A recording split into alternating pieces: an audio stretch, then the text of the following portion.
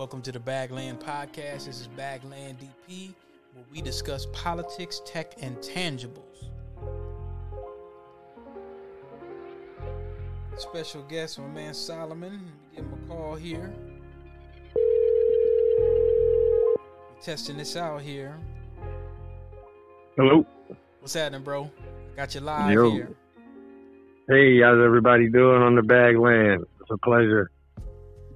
Now, I was, as we were previously discussing earlier, it's been a while since you've been on. It's been we were discussing that with this new podcast machine, I can upload to Podbean or any of my choosing. And instead of, going live all the time, I could just pre-record and stuff. So, there's a very interesting article that I want to talk about before I go into this other case. And this will probably kind of hit to home a little bit. So let me go in my folder, and you could kind of speak to this a little bit because somebody sent this to me earlier today. Now, Fox News, they said that the Minneapolis leaders create a task force aimed at revitalizing downtown. I'm going to play the audio real quick. I'll turn down the music just a little bit. By the way, that's NK Music. That's another really great music program that's on YouTube. Let me see if I can pull this up. Let's see. If you like to have the audio, come on.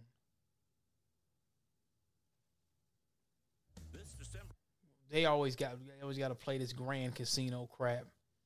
Advertisement videos, you know how that works. Of course. All right, let's see. 5 seconds. 2 seconds. Okay, here we go. Well, Minneapolis officials say it's time to get serious about revitalizing downtown. Yeah, they once hoped it would happen naturally after the pandemic, but now agree that it'll take more work. Political reporter Theo Keith explains. Mayor Jacob Fry assembles a task force to figure out the future of downtown Minneapolis storefronts, both on the street and in the skyways. The first task, inventory the hundreds of storefronts, figure out who owns them, what those people want, and what other cities are doing. I don't think any of us are interested in kind of wringing our hands about what we no longer have, but also not interested in ignoring the current situation and just hoping for the best. Office towers emptied out during the pandemic. Hybrid and remote work is keeping many workers at home. With fewer workers to serve, downtown shops have struggled. Data from the Downtown Business Council reflect this. Building occupancy is at 62%, while downtown's restaurants are serving just 64% of the diners that they did before the pandemic. The mayor was asked where his task force will start. Undoubtedly, Nicollet Mall will be a primary focus, maybe not the only focus.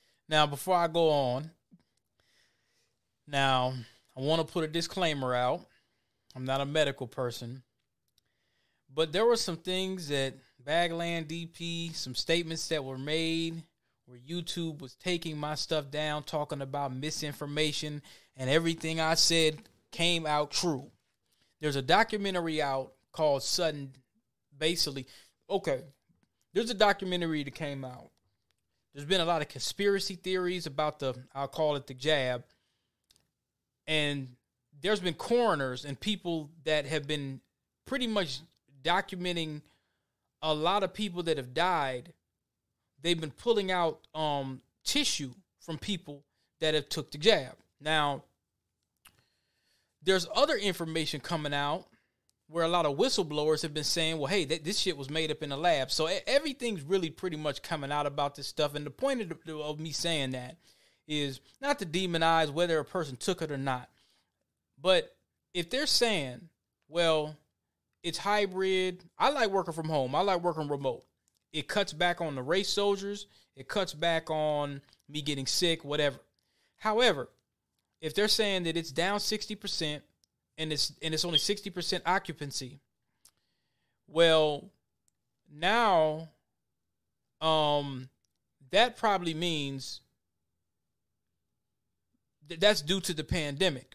So if they're saying that they're closing stores and they're consolidating offices. Along with the so-called crime, a lot of the crime, they said. What is your thoughts on that, especially with the hotel occupancy only being 53%? Well, the hotel occupancy being at 53% has a lot of more to do with a lot of people not traveling right now. Okay. With COVID, that kind of stuff set a lot of people back. People just kind of America's still just kind of rolling. What they did with the hotels for a while, they was bringing the bums in there, Really? Yeah. Well, what they was doing is the hotels of the bums would stay there until their housing was available and ready. It was like they used it as you'd get a voucher, and they used it as like a middle ground until your apartment's ready. I mean, Minneapolis probably gave about 4,000 people apartments. They built a lot of low-income housing. They bought up a lot of existing apartments. They convinced a lot of landlords, like myself, were having a hard time with renters. So a lot of people moved to Section 8 because the money is more guaranteed. You're dealing with a different clientele base, but you're almost guaranteed to be renting out your stuff, So a lot of people move to that. So when that happens, you get this. So with that, you get task force, and you get this because what's happening is these drug addicts, they're not attacking people based on race or religion. They want to get high, so they need money. So they smart enough to know I'm not going to be busting the cars in the inner city. There ain't no money in there, so they fucking with the white people in the rich part of South Minneapolis, over there by Lake Nokomis. They realizing that's where the money is. That's where we need to be robbing people, breaking into cars, breaking into homes, because that's where the real money is. So now we need, like the clip you just made, now there's problems. How did they get out there? Lake Nokomis. Same way everybody else would. Take the bus, take the walk. So they're not a bum, man. They move around. Rob a car, hijack a car to get out there. These motherfuckers got real strong and rich addictions. So you see what I'm saying? So they need, they need to get high, and they need to get high now. So the number one thing they're going to do is they want to be around the real money. Motherfucker got a $200 drug habit every day without a job. Think of that. So every single day, these motherfuckers have to go around and hustle, rob, steal to support a habit of about $200 a day. That's a lot of money. That's no joke. And if they got a girlfriend or something, now you want to add another $50 to $60 to $70 of that. Now every day. Are the fentanyl people? Is it a violent drug? Like you take it and you turn no. No. Well, I mean, when they're in the middle of the high, I mean, they're very erratic and they're moving around, so you want to be cautious. But for the most part, the problem with that is when they don't have it. Okay. When they get to fiending, that's where the real issue comes in, is when they get to fiending. I've been employed for almost about to be on 3 years now, just because of that, having to deal with them kind of people. How much? Here in my building, I get free rent and a check. How much would you say? How much would you say? And then we could go into that, because I got. Speaking of employment, you were going to tell me a story last time I talked to you a couple of weeks ago. So I'll tell you a great one. We'll get into it in a minute. But we'll cover a few other topics beforehand. But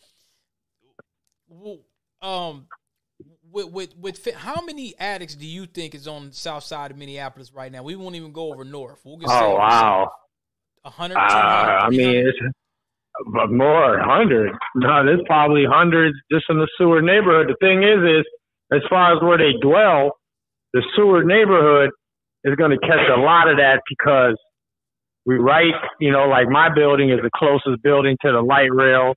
And then you have a lot of people who live on the light rail, because there's homeless shelters, and Minneapolis is real good about helping homeless people. The problem is you got to be sober.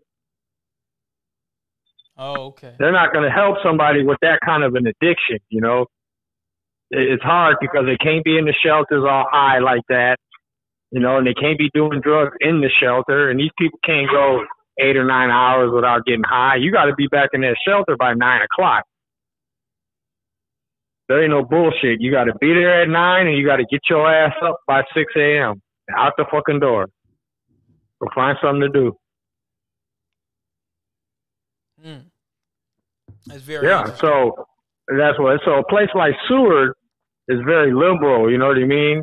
So they you know, they'll come over here with the food trucks and feed them, and you know, give them fresh needles, and you know, so they really accommodate them. You know what I'm saying? They really hook them up. So that's why they want to be in this neighborhood. You got panhandlers on this block here. On every street corner, there's a panhandler in the day. Fred Fry says, undoubtedly, Nicollet Mall will be a primary focus. When asked about when... Well, people stop going down there. Nobody goes downtown anymore. That's what I heard. I mean, the last time I've been down there, I used to work... I was at Ameriprise at one point in time, but... Oh, you used to be real thick downtown. Yeah, man. I used with your Pelly Pal jacket and yeah, yeah, you used to be real thick down there, man. There's a store you used to like over there, the clothing store next to the Skyway Lounge. I forgot what it was called. I used to go down there, man. That was what year was that? That's the late '90s or some shit, man. I used to go down there. They used to have little janky ass clothes and stuff. Then I started kind of upgrading myself. That's when I started getting a little bit more Pelly money. Pal. Isn't that what it was called? I'll never forget that brown Pelly Pal coat you had. Yeah, I remember that. That was your prized possession. I had but so Mayor Fry is trying to get people basically to come downtown. I think so. Hold on, let me Let's grab spend my some son. money. Let me grab my son real quick. Give me 30 seconds. Yeah. 1 second. Yeah.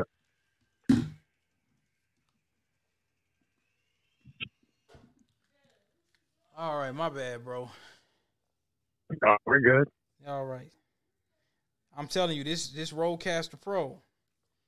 You know, because sometimes, I mean, you know, most people podcast from home, so they be having their kids and stuff like that, and they be, you know, I guess kind of crack the door just because he might want to run in or something like that. You know, he's playing this little game. But yeah, okay. So you said Nicollet Mall. Now, I remember a time when, and you remember it too, where downtown was vibrant. It was always shootings and fights and dumb shit going on because, you know, you got a bunch of folks down there from all walks of life. Now this one, I really got to get your input on this in a second. But, yeah, I haven't been down there. I've actually turned down a lot of positions that was working downtown. Downtown has some of its perks when you're working in a corporate field, especially like in IT. But the thing is the parking's janky. I found myself getting sick many times. I felt like I was sick every 5 minutes because some of them corporate environments, man, people don't be washing their hands. You know? Oh, no, yeah. So you know how that goes. Not only do they not. You see, but here's the thing. Mayor Fry and any downtown that you see nowadays, they're and not even just, I'm talking about in general, in America, they're getting hit and getting caught with the same exact thing. So you clear all the knuckleheads out, okay? So that's what happens. So when you clear the knuckleheads out, guess what happens? You know what else isn't over there anymore? Drugs. It's not just the average bum and wino that does drugs. The guy that works in them corporate offices, the guy that makes $100,000 a year working somewhere else, he does drugs too. And when he comes into downtown, not only does he want to go party, he wants to put something up his nose, and he wants that nigga that's across the street that he can just get it from. Oh, but you clean that up. So you want your cake and eat it too. A part of something becoming vibrant, it's a fantasy in Mayor Fry's brain to think that, oh, it's going to be a vibrant area, but there ain't no drugs and seedy people around. Right. Yeah, I mean, fucked up. That goes along with that. With a festive atmosphere, there's party favorites. You know what I'm talking about? And you want to get your shit and go. And you want that nigga that's across the street that's got 2 for $20 or 3 for $30. You just want to get it, and then you want to go in your car, do it, and you want to go right back into the club. What would you say, just over South, what is the racial addict aspect? Is it about half and half, or is it, is it just a bunch of whites and blacks that's just high as hell? I would say around here, it's every culture you see around here is affected by it. Natives, obviously the most. And then we're getting the natives a lot here in the Seward neighborhood because they've been kicked out of the Little Earth over there. They're in the Little Earth, ain't having that. So Little Earth is a no-fly zone for no, they're not having any of that hair around. They're not going to do that. They're not going to have them. They're doing their best to try to have them kids not on that type of shit, Now, what do they do? What would you say, in your opinion? What do they do to ensure that don't go on? What are they? Are they basically telling people, "Hey, you come around here with this, we ban you from the community"? Oh, they're banned. Yeah, because you could tell ain't nobody doing fentanyl and heroin. Those are the two drugs that everybody's doing around here, right? Ain't nobody doing no drugs like that around here and then able to be cool and calm. You telling on yourself right away, and they kicking you out. So they come over here to the Seward neighborhood and they're panhandle, breaking the cars, this and that. And then now the Somali community in the West Bank, they've been hit with it. Next time you get in this area, drive by the Cedar Riverside. You're going to be seeing these Somali kids like zombies sleeping on the stools of the little businesses on the West Bank. Young guys. Knocked out. Young, man, beyond young. Probably not even old enough to drink. That's crazy. On fentanyl. Oh, man, I've seen young people, man. I kicked this one couple out about a week ago here in my building. I don't know how they got in. They would sleep upstairs on the 4th floor on the stairs. These kids was dressed better than me. Knocked out, high off fentanyl. They look like, to me, it looked like they was in high school. Oh, my gosh. Man, I just went off on them. I woke them up, got them out of here. I told them, what the fuck is this? Y'all don't even smoke weed no more? Y'all just doing the straight fentanyl? Oh, good God. Thank God that shit wasn't around when I was coming up. Yeah, that would So the Somali community is hit with it. There's white people on it. But, the thing with white people is, man, they go faster than anybody, Well, white people, when they do them kind of drugs, it's cut and dry. You know what I'm talking about? Mom and dad, more than likely, especially if there's other siblings, mom and dad are going to get rid of them. They're going to have to fend for themselves, and they don't have the same, comfortableness with the inner city and with the hood. So a lot of them motherfuckers, man, they end up going to treatment, or them the ones you see getting clean. Either they got a defense mechanism, a family that'll get them into treatment, or they get stuck. See, an inner city urban motherfucker can wake up, all right, we finna do this, we finna go steal some cars, we finna go do this, we gotta make 200 a day, every day. But a white dude, they ain't got that same comfortable level with the hood. So a lot of them, they fizzle out quick. They either overdose and die or get clean. Now, does their family typically accept them back in? I'm assuming yes. If they get clean, yeah. But they're not going to do that because if there's kids involved and if dad's in the picture, you never know. I've seen some instances, where the son, the white boy was hooked on drugs and the mom and dad would pay his rent and his utilities, so he had a place to stay, so he wouldn't come over there and fucking with them, but they wouldn't give him any money. That kind of reminds me of Breaking Bad with Jesse. Do you remember Breaking Bad? The TV show? Yeah. Nah, I never. I've heard of it, but I haven't seen it. That is a very interesting show. I'm going to be honest. I was very biased at first, bro. When I first heard about that, I'm sitting up there just thinking, like somebody told me about it. And, the same way I was with Game of Thrones and several other things. They say, you need to check this out. I'm like, man, I don't want to see no damn meth head, no white people selling meth. Listen, that show, it reminds you, there's a character by the name of Jesse. Now, he was on meth. Meth was real big down there. You remember you told me a story about Albuquerque down there. But they were it takes place in Albuquerque. There's a big meth thing going on down there. And it's about a science teacher. And he knows how to cook, mix all kinds of shit up. He knows, the periodic table elements and all of that. He knows that back and forth. So basically, he ended up with cancer. The teacher ended up with cancer. And Jesse used to be one of his science students. He was a meth head. And he was like a trapper too. So you know how you have like a dealer but like an addict at the same time. So he'll get high on his own supply and then he'll sell some shit, just keep things going. So that's why they ain't able to bust anybody. Yeah. Well, go ahead. So then this motherfucker, what he does, they ended up hooking up some kind of way. I won't tell the whole story, but it's a show that's been out for a while. I've watched it a couple times. It's a really good show. Really good show. It's on AMC. And so what ended up happening was this guy, he had parents, pretty decent parents and stuff like that, little brother and stuff, but his parents was like, man, nigga, you a meth head. I don't want you around your little brother. Just like how you said. They wouldn't pay rent. They don't want them polluting the other kids. Now we got 2 meth heads. And that's fully understandable. That's fully understandable. That's something they don't want, and that's very understandable as parents, You wouldn't want your child to be infected by, even though if your kids is running around here doing that kind of stuff, 9 times out of 10, you did something wrong as a parent as well. Yeah, 9 times you caused some kind of pain to that child, or something like that. You did something to that motherfucker, that you probably ain't trying to talk about, but there's a lot that goes into it that people don't talk about. Yeah, but see, the thing is it's a catch-22, like you were just saying. That's why the city here, they can't shut down this fentanyl thing and all this heroin, because they're looking for the guy to roll up in the Cadillac on rims who sold him about $1,000 worth of fentanyl, and now he's gone.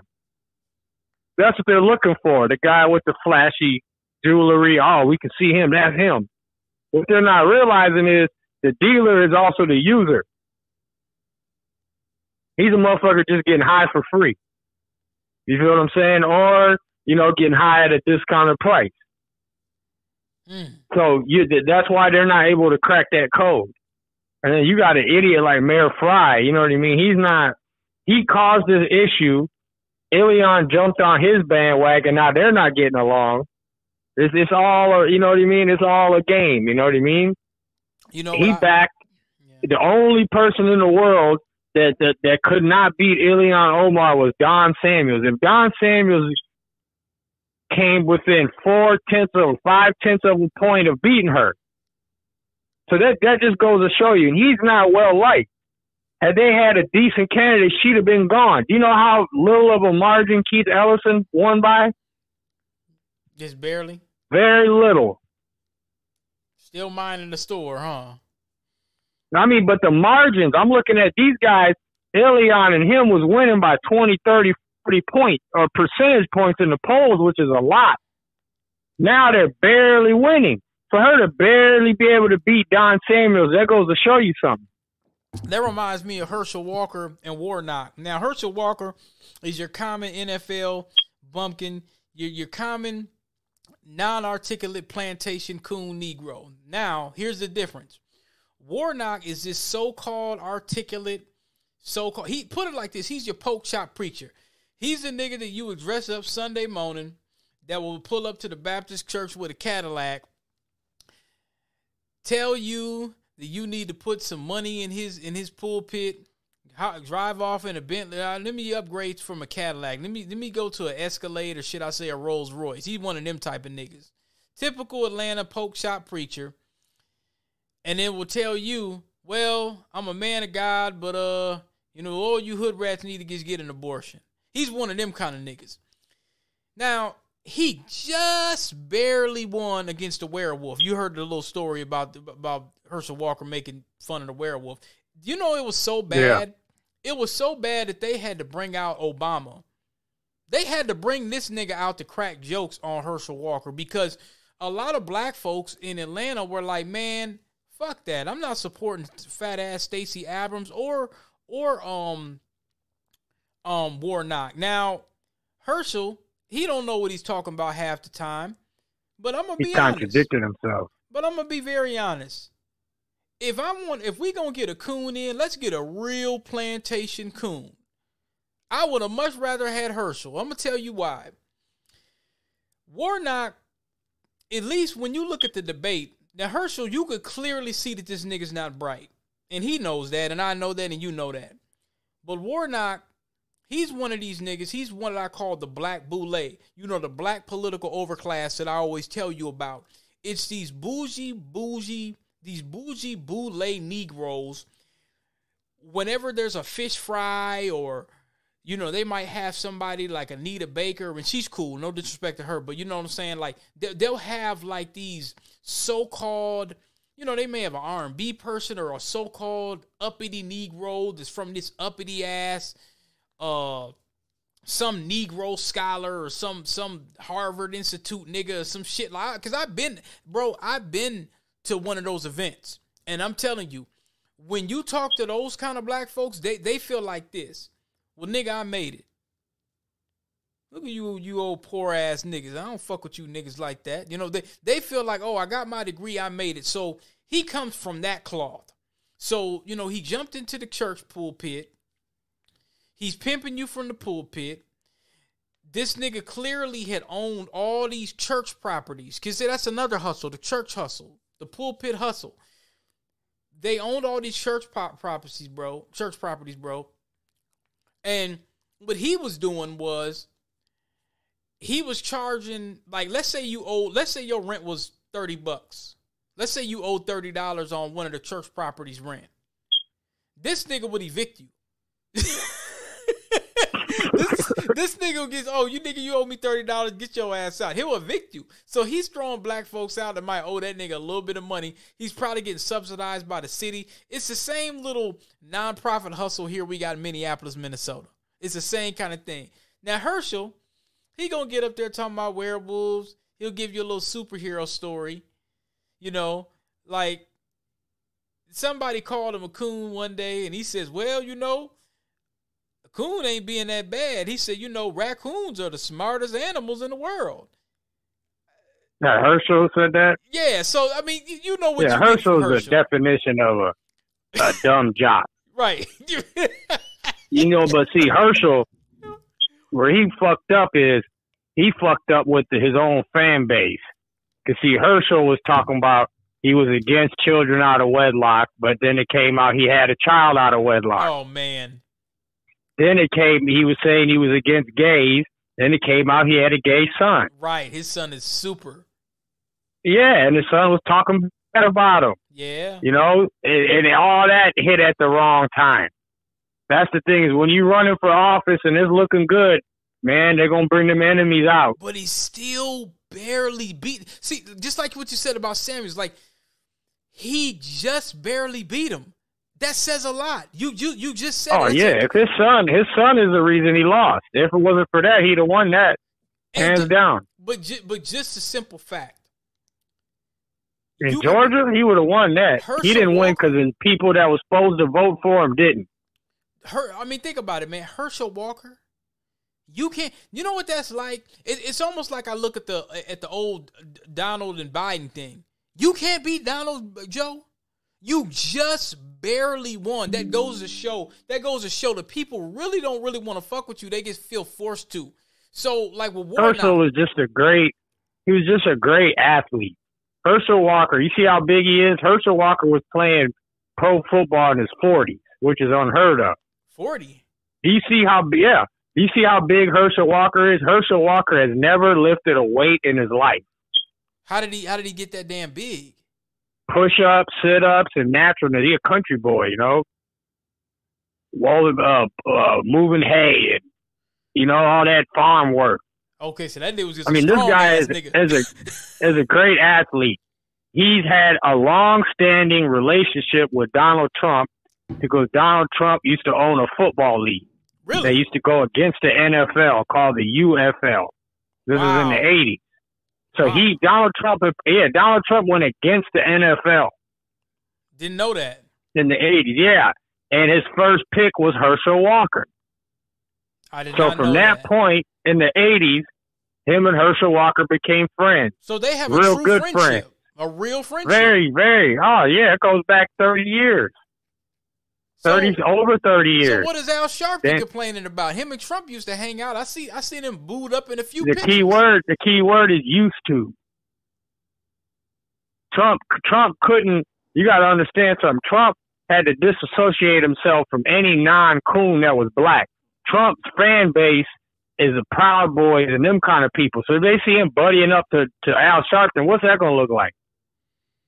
So my question is this, man, and it's not.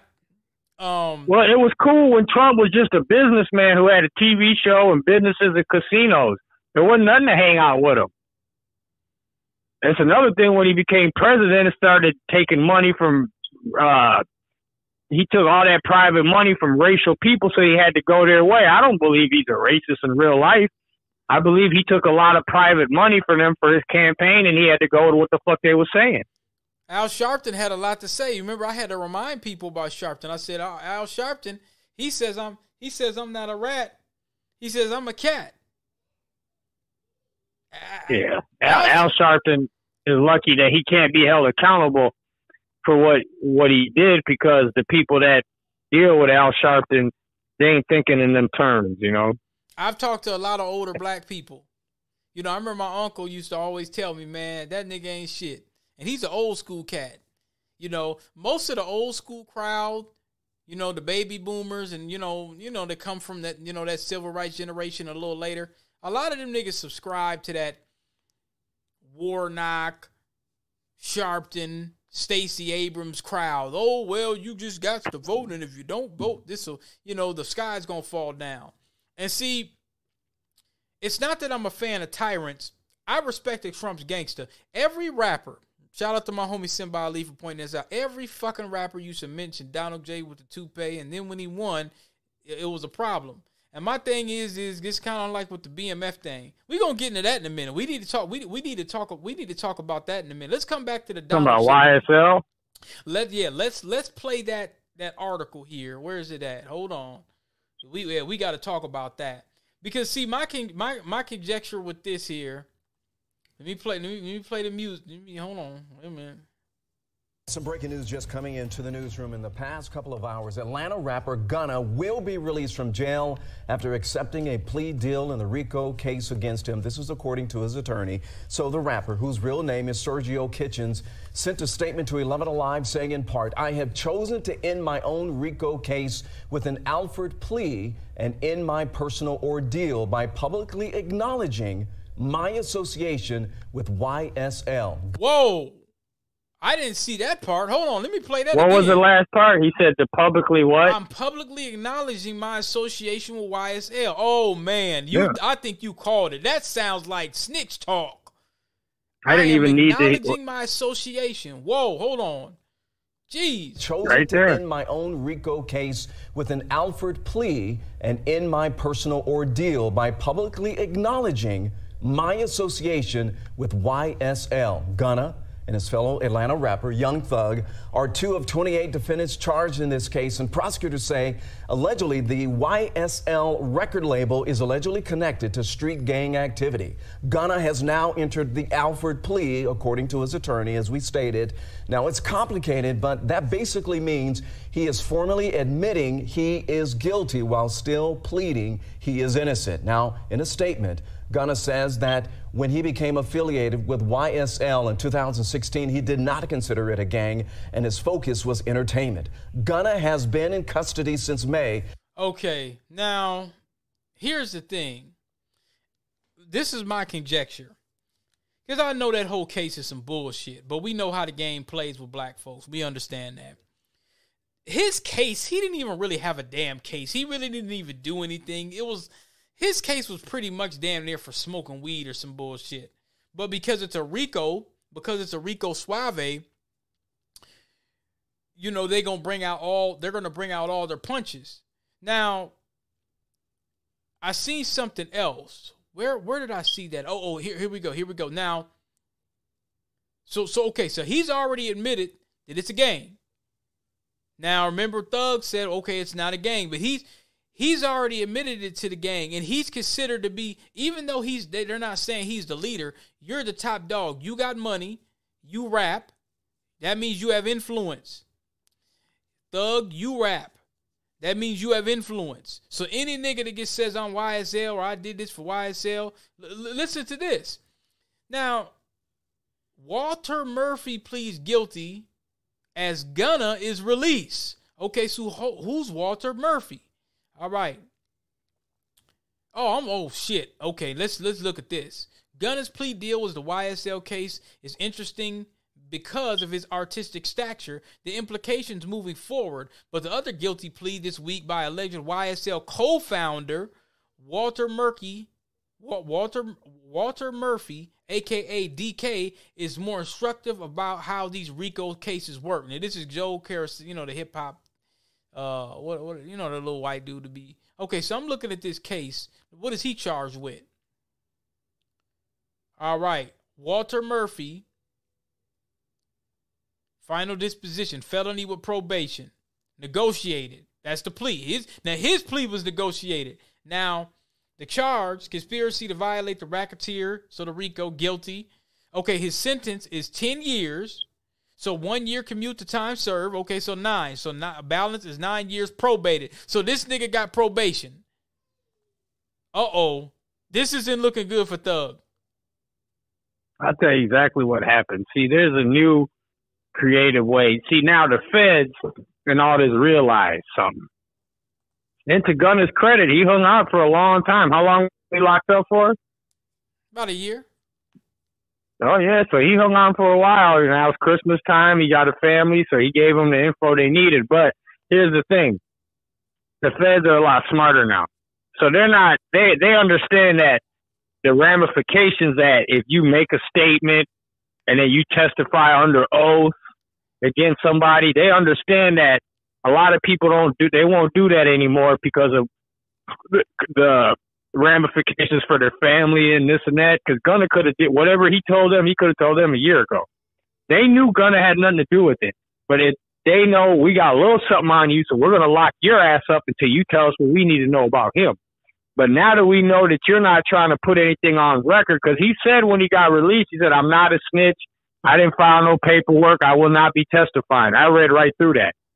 Basically, tell us what we need to know about this motherfucker and how we can prove it, and we'll leave your names out of it. We'll let you just go.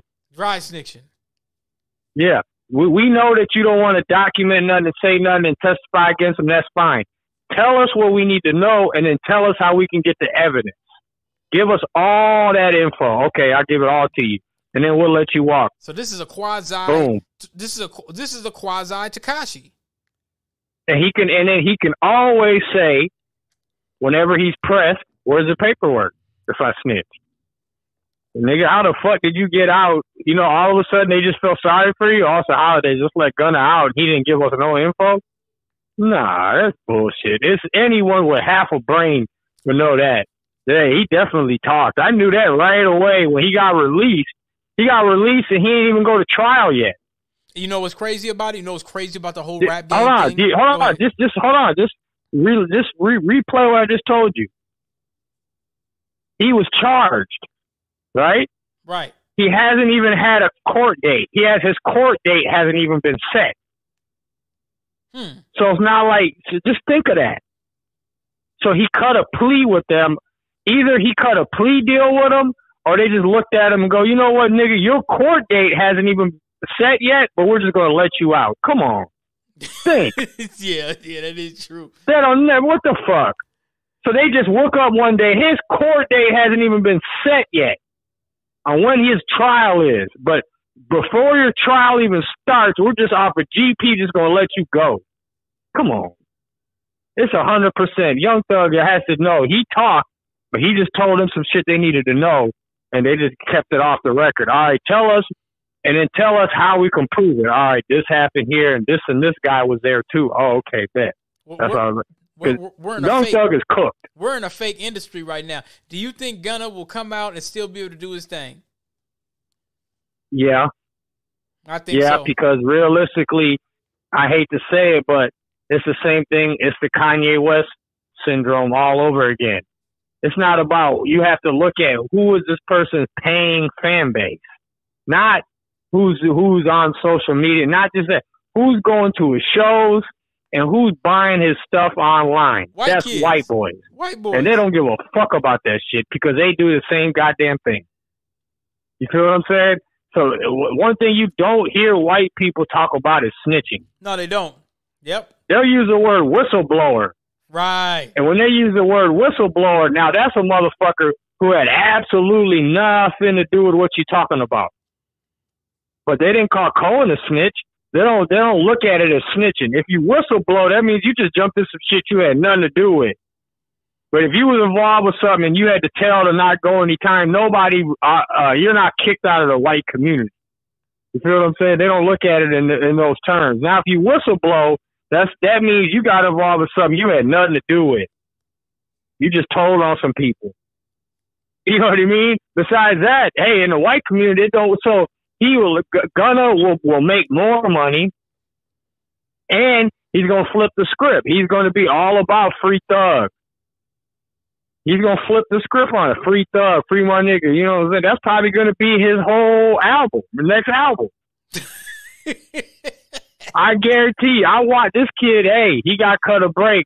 To his credit, he hung on, though. He either hung on or this is how the feds work sometimes. Let him sit. We're going to ask him one last time. We're not even going to say nothing to him. We're just going to let him sit because I bet you Thug hasn't been offered a deal. They haven't even told Thug and Gunna what evidence they have against them, bro. Just think of how little they've gone into the process. Well, for somebody just to be released. Don't you think? So if you get, so let me ask you something. You get charged, okay? I'm going to point a scenario for you. You get charged. The feds lock you up until your court date, okay? We haven't even told you when your court date is, nor have we told you what we're really charging you with. We don't know. We've told you what we're charging you with, but we ain't even shown you the evidence yet. So we're nowhere near trial. All right. All of a sudden, one day, you're sitting in the jail cell. The warden comes in and goes, you know what, DP, you're released.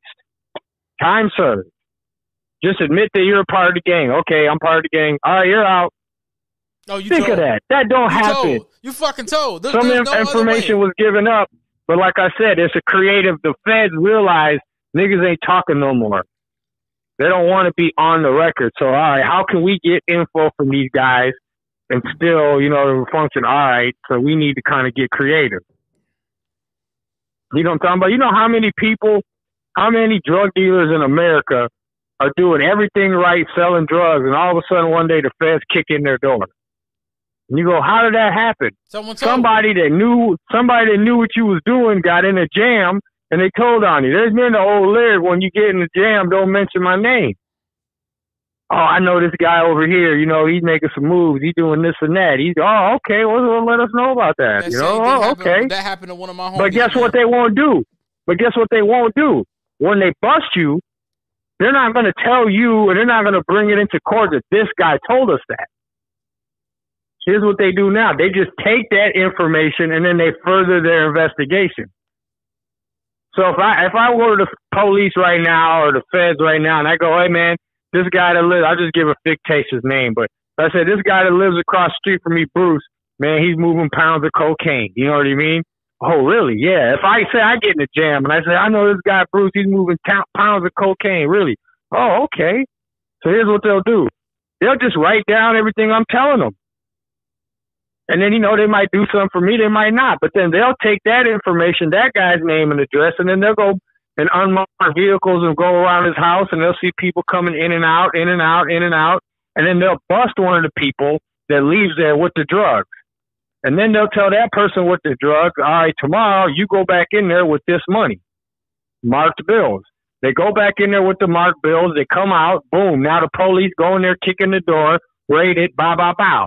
So that's how, you know what I mean? There's a new creative way for the police to handle things, and Gunna just got out by that. And Young Thug, any fans of Young Thug right now, good luck. You won't be hearing any new material from him. Now listen to this. This is the important thing before I move on to the next piece of the case. Defendant Jimmy Winfrey, an associate of YSL, did commit the felony offense of aggravated assault with a deadly weapon. Now, they say offensively against a person upon the person of Dwayne Carter, aka Lil Wayne, by shooting at a bus. So this was that case back in 2015 when Pee Wee Roscoe, aka Jimmy Winfrey, was shooting at Lil Wayne's bus in 2015 and was in prison until 2020. In Georgia, state RICO context, these acts for which they have already been punished are now evidence of a new crime, conspiracy to violate RICO, guilty pleas. To avoid serving time for essentially the same acts means that prosecutors can now use testimony from guys like DK and Gunna to prove the foundation of the case, that YSL is a gang, and therefore anything its self-professed members do to further the cause equals conspiracy. If the goal is taking down YSL, this is strategic, rolling up smaller crimes to help prove big ones. In this case, among others, the 2015 murder of Donovan Thomas, or Nut, which prosecutors say Young Thug approved or ordered, and which set off the violent years-long YFN-YSL beef. Because remember, YFN Lucci, he's in jail for attempted murder. They're saying that they try to say that there was a hit. YMW Melly, whatever. YFN Lucci. They said that YFN Lucci, that they were into it with them, and I think the RICO had mentioned something about a hit ordered on YFN Lucci when he was in jail, because he's serving time for an attempted murder, to my knowledge. Really? So, oh yeah. Now, I was telling my homie this the other day, looking at this other case. I told him, the RICO is the new Slavery Act. Here's another RICO. Fulton County DA files RICO charges against suspected gang members charged with a home invasion. So if you do a home invasion in Georgia, and they say that you're with a gang, that's a RICO. It says more than 24 suspected gang members have been indicted for a string of celebrity home invasions. Investigators say the suspected gang members scope out items to steal on celebrity social media accounts. Fulton County District Attorney Fannie Willis, and this is the lady where you were saying she's trying to be like Kamala. She's the next Kamala. She definitely is, because she's a foundational. So they could try to get black folks. They could get the old Boulay crowd to trust her. Because usually what they do is they will out black folks, and what happens is a lot of foundations will be like, okay, this nigga right here, you brought him in from a different country as an immigrant coon. The problem is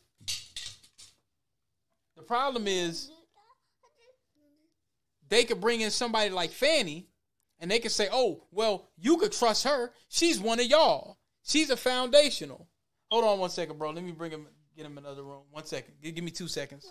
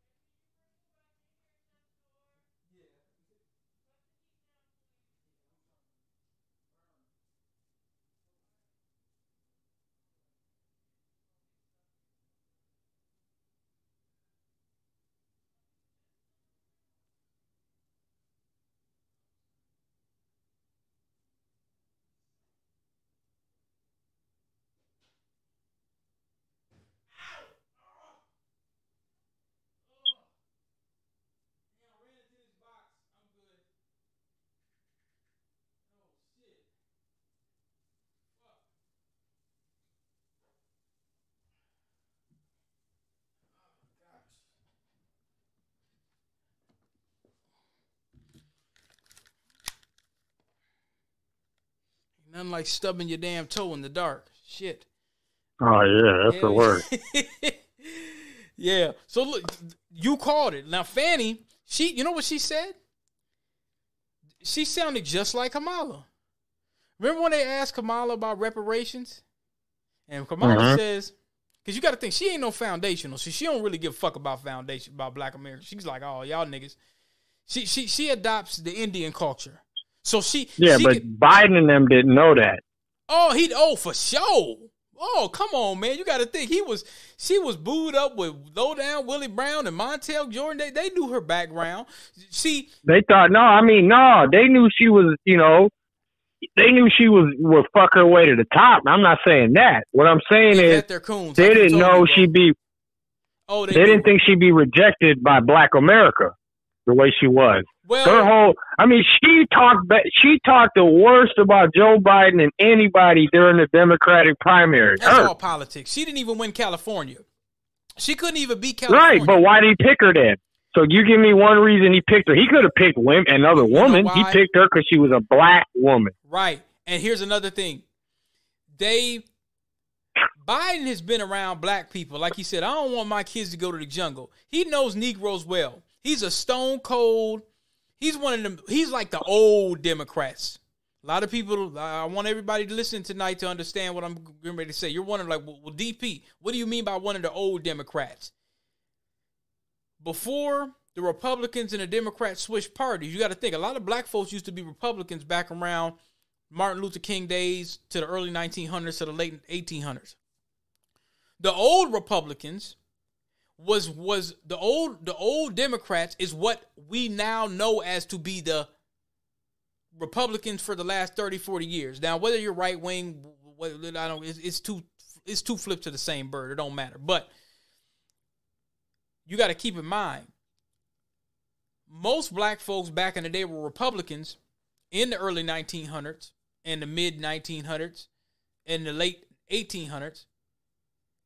And too many black folks was joining the Republican Party. So what did they do? They switched. The white Republicans said, wait a minute, it's too many niggas joining. You see, the Republicans of right after slavery, when slavery was ending, a lot of the radical Republicans was saying, hey, you got to give these niggas 40 acres and a mule. The Democrats were talking about, no, don't give these niggas shit. They ruined our economy. They're not slaves anymore. They don't want to work for us for free anymore. What you giving these niggas shit for? The Republicans was like, man, we got to give them something. They built the country for free. America was nothing before we came. When we came to America as Europeans, we came for a free fucking ride. Shout out Dr. Claude Anderson pointing that out. We came for a free fucking ride, and we had these Negroes built everything. There was nothing in America until these Negroes built it. So you got to give them something. Give them 100 acres, give them 40 acres, and then give them a mule.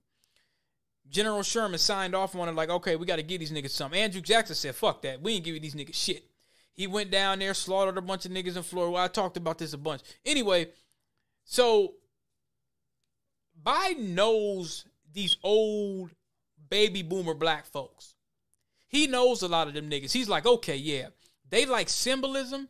As long as I show them a high yellow nigga, you got to keep in mind, a lot of niggas, when she first started coming around, when you first start hearing about Kamala, think about it. A lot of niggas was looking at her like, man, she don't look too bad.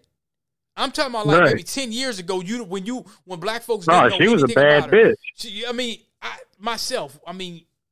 When you first seen her, 10 years ago, yeah, them pictures. I mean, Montel was fucking with her. All the money he had. That's what I'm saying. We were too.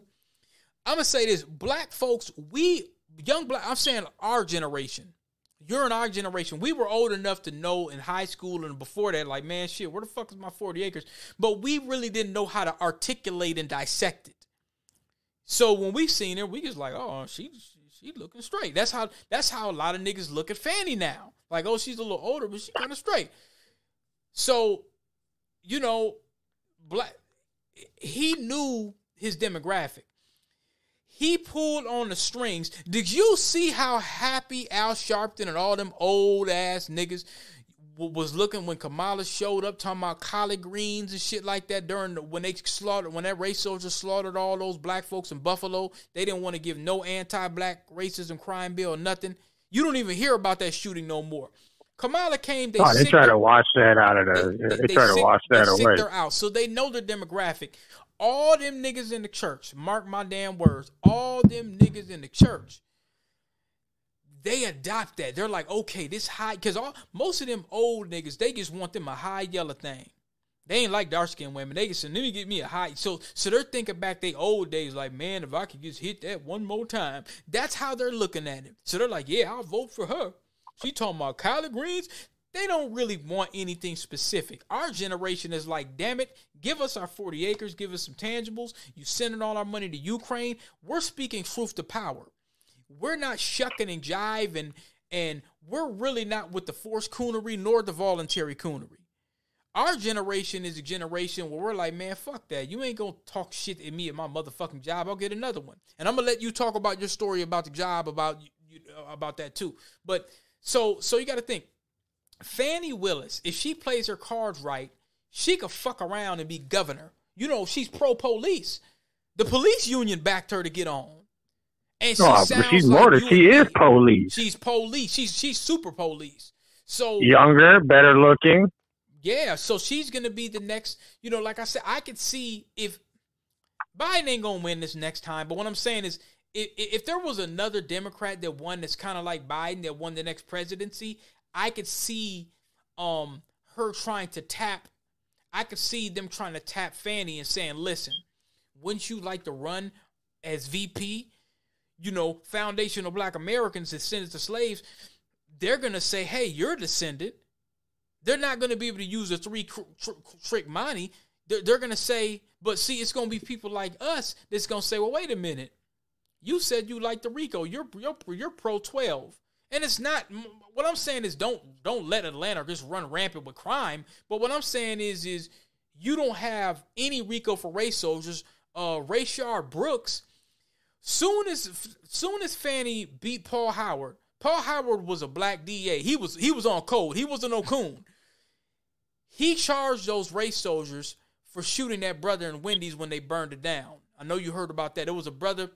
He was running from the police. They shot him in the back. They said that they spit on him and kicked him. I'm not sure, but man, niggas burnt the Wendy's down. I mean, they rioted a little bit. He charged them.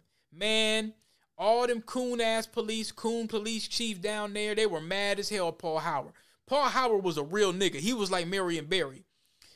All the hood rats and all the dusty dudes, they voted Howard out, and they got Fannie in. Now, listen to this, what she said, and I'm going to go to the next article, and then I'll get your analysis. Oh, my God. She got another charge. Doug got another fucking charge. Okay, we'll talk about that in a minute. Now, listen to this. She said she didn't hold back on her message to those in gangs. She flat out told them to get out of Fulton County. I will not negotiate with gang members. We're going to find you and send you to prison, and I'm not apologizing for that. That's Kamala talk. What do you think about reparations, Kamala? I'm not going to do anything for black people. No. That's why she initially lost. That's how Biden had to say, okay, wait a minute. Let's get her to run VP. There ain't really nobody else. Not only did she have she had political background. She's not as bright as what people think. She's really not. When you listen to her, she ain't that bright. But Biden said, wait a minute. She ran against me. She couldn't take California. This is my only last straw for the black vote. And she's high yellow. So I can get that subconscious vote. I can get that Negro subconscious vote, that Clyburn Al Sharpton vote. I could get those niggas to vote for her because they always wanted to find them and they always want to bang a high yellow chick. They always wanted that. So that reminds them of their old days. Cocaine, Cadillac, and white women. You see what I'm saying? So they remind her exactly. Of that. Now, she says, or right here, this article says, high-profile home invasions have plagued Metro Atlanta for years. Willis says the invasions were gang activity. Sandy Springs police camera video from July shows 4 men as they're arrested for breaking into a home that belongs to a woman who rapper Future shares a child with. Very interesting.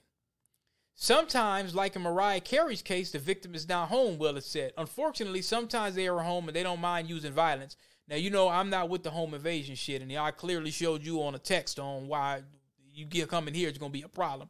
But anyway, there was 26 suspected gang members indicted for the invasions. 18 are in custody, 5 still out there. The more than 200-page indictment indicates the incident started in 2018 involving suspected drug-rich gang members. Several face RICO charges, which Willis says helps produce the process. So, yeah, the RICO, if you name yourself, if you say, well, hey, this is the DP Solomon gang, and we going around stealing bottles of beer, that's a RICO. It could be. It could be a RICO. If I'm right now, okay, we're on a podcast, but you're calling from a phone. If I hang up this damn podcast right now, and if I get on the phone and say, hey, man, there's a beer company, let's go take the truck. Just the fact that we sat and conspired to do it. That's the conspiracy. See, that's where they hit people from. The conspiracy. You premeditated to do it. And see, that's what a lot of these Negroes don't understand. If you do a crime, nigga, you shouldn't even be talking about it. And if you talk about it, it shouldn't be on no phone. It shouldn't be on nothing digital. You see what I'm saying? And see. Yeah, it shouldn't be on none of that. But what they do, and bro, I mean, I really don't know what to say. Motherfuckers be on Instagram. Man, this is a Solomon DP gang, and we about to go to the club, and we gonna rob these niggas. Ignorant. That's conspiracy right there. That's conspiracy. You ain't even got to go do it. Just the fact that y'all talked about doing it. If they put it like this, if we pull up to the club and niggas come out with their chains on, yeah, we gonna rob these niggas, man. They come to do a show. If they find out that we did it, and like you said, well, how did they find out? How did they find out? Somebody got pinched. Yeah, man, DP and Solomon, man, they about to go up here and do this, that, and the third. Well, how'd you hear about that? Well, check this message I sent. So he could get off the RICO by telling and saying, well, yeah, I provided with, I provided information. And then, like you said, he could say, well, I didn't know exactly where they was going to go, but I heard they was going to do it, so I ain't on papers. The invisible snitch. Can we coin that? You said the invisible snitch. Like, okay, I'm not on papers. Yeah. You can't say I'm a rat. That's what they call him. That's what Gunna is. I'm the translucent rat. Translucent, nigga, translucent, invisible rat. So now that's the yeah, go ahead. Now there was another case. See, I mean, they really stacking the deck. They making it to where, okay, they said Gunna, but there was something else. There was supposed to be. Now look, okay. Now Gunna's doing 500 hours of community service, including 350 hours with young men about the hazards and the memorial gangs. The same thing T.I. did. He's just gonna go in the hood and talk to niggas. That's all he's gonna do. He's just gonna hang out in the neighborhood and tell people you shouldn't be doing crime. Now the jury selection for YSL's RICO trial is scheduled for January 4th. The trial is scheduled to begin January 9th. So it looks like, I'm trying to find where they said there's new charges. There's supposed to be new charges. Yeah, there's supposed to be new charges. They said Thug is supposed to get new charges. Let's look at that real quick. Oh, yeah. After this fresh information they just got from Gunna or information they can now prove, yeah, they're going to have a whole lot of new charges for that young man. Like I said, it ain't looking good for him, bruh. His lawyers ain't going to tell him that because they want his money. And you have to understand, you can only take a plea deal if you're offered one. Feel what I'm saying? Right. You can't just wake up and just say, well, I'm going to take a plea deal. They ain't even offered you. They haven't even told you what evidence they got. They haven't even given you a court date. So for Gunna to get released, his lawyers got to be telling him, hey, man, he talked. So Gunna There's no way. So Gunna would have only got 5. I'm saying if Gunna would have held his ground, all he would have got was 5, man, for them weak ass. Hold on, listen to what you saying. 5 what? 5 years. Years? Yeah. Man, come on. That's a lot. And then they know, what the fuck are you talking about? Only 5. Shit. And he's young and rich, and he probably got a girl and a kid and all that. Get the fuck out of here. You a street nigga. And they know They know he wasn't involved. Sergio Kitchens was not involved in the gang shit. That's why his ass is out. But here's what they knew. They know that you know. So here's what we're going to do, Gunna. We're going to lock your ass up for a whole fucking year. And we're not going to even talk to you. We don't even want a statement from you. We don't give a fuck. And one day we're going to walk in and we're going to tell you, look, man, this and this is about to happen. You about to go to all this shit Young Thug did and these niggas was doing. You about to go down with that shit. Or you could tell us how this happened, and this happened. Tell us who was involved, when it happened. Give us all that info. And then to make it look good, admit that you was a part of YSL, and then we'll release your ass for Christmas. Bet. What y'all want to know? After sitting there for a whole year. That's a sweet deal. That's how they do it. They did Tekashi the same way. When he did all that time he did that time. They never offered him it's not like he didn't snitch. They never offered him to snitch. Just sit your ass in jail, you an inmate. We'll talk to you when we're ready to talk to you. We know if we let you sit here and simmer and simmer and simmer, when we do come talk to you, we'll have no problem. You'll be ready to get the fuck out of here. Now look at this. They said he was charged with 1 count of racketeering as part of the massive indictment, essentially accused of dealing drugs and stolen merchandise. Like, that's a bullshit charge. He got a year. Charge. The year that he did that. You talking about Gunna? Yeah. Yeah, that's just to make it look good, man. Because like I said, he's telling them, hey, I got a career. I got my family. I don't want to get in any trouble, this and that. So look, I'll tell y'all what y'all want to know.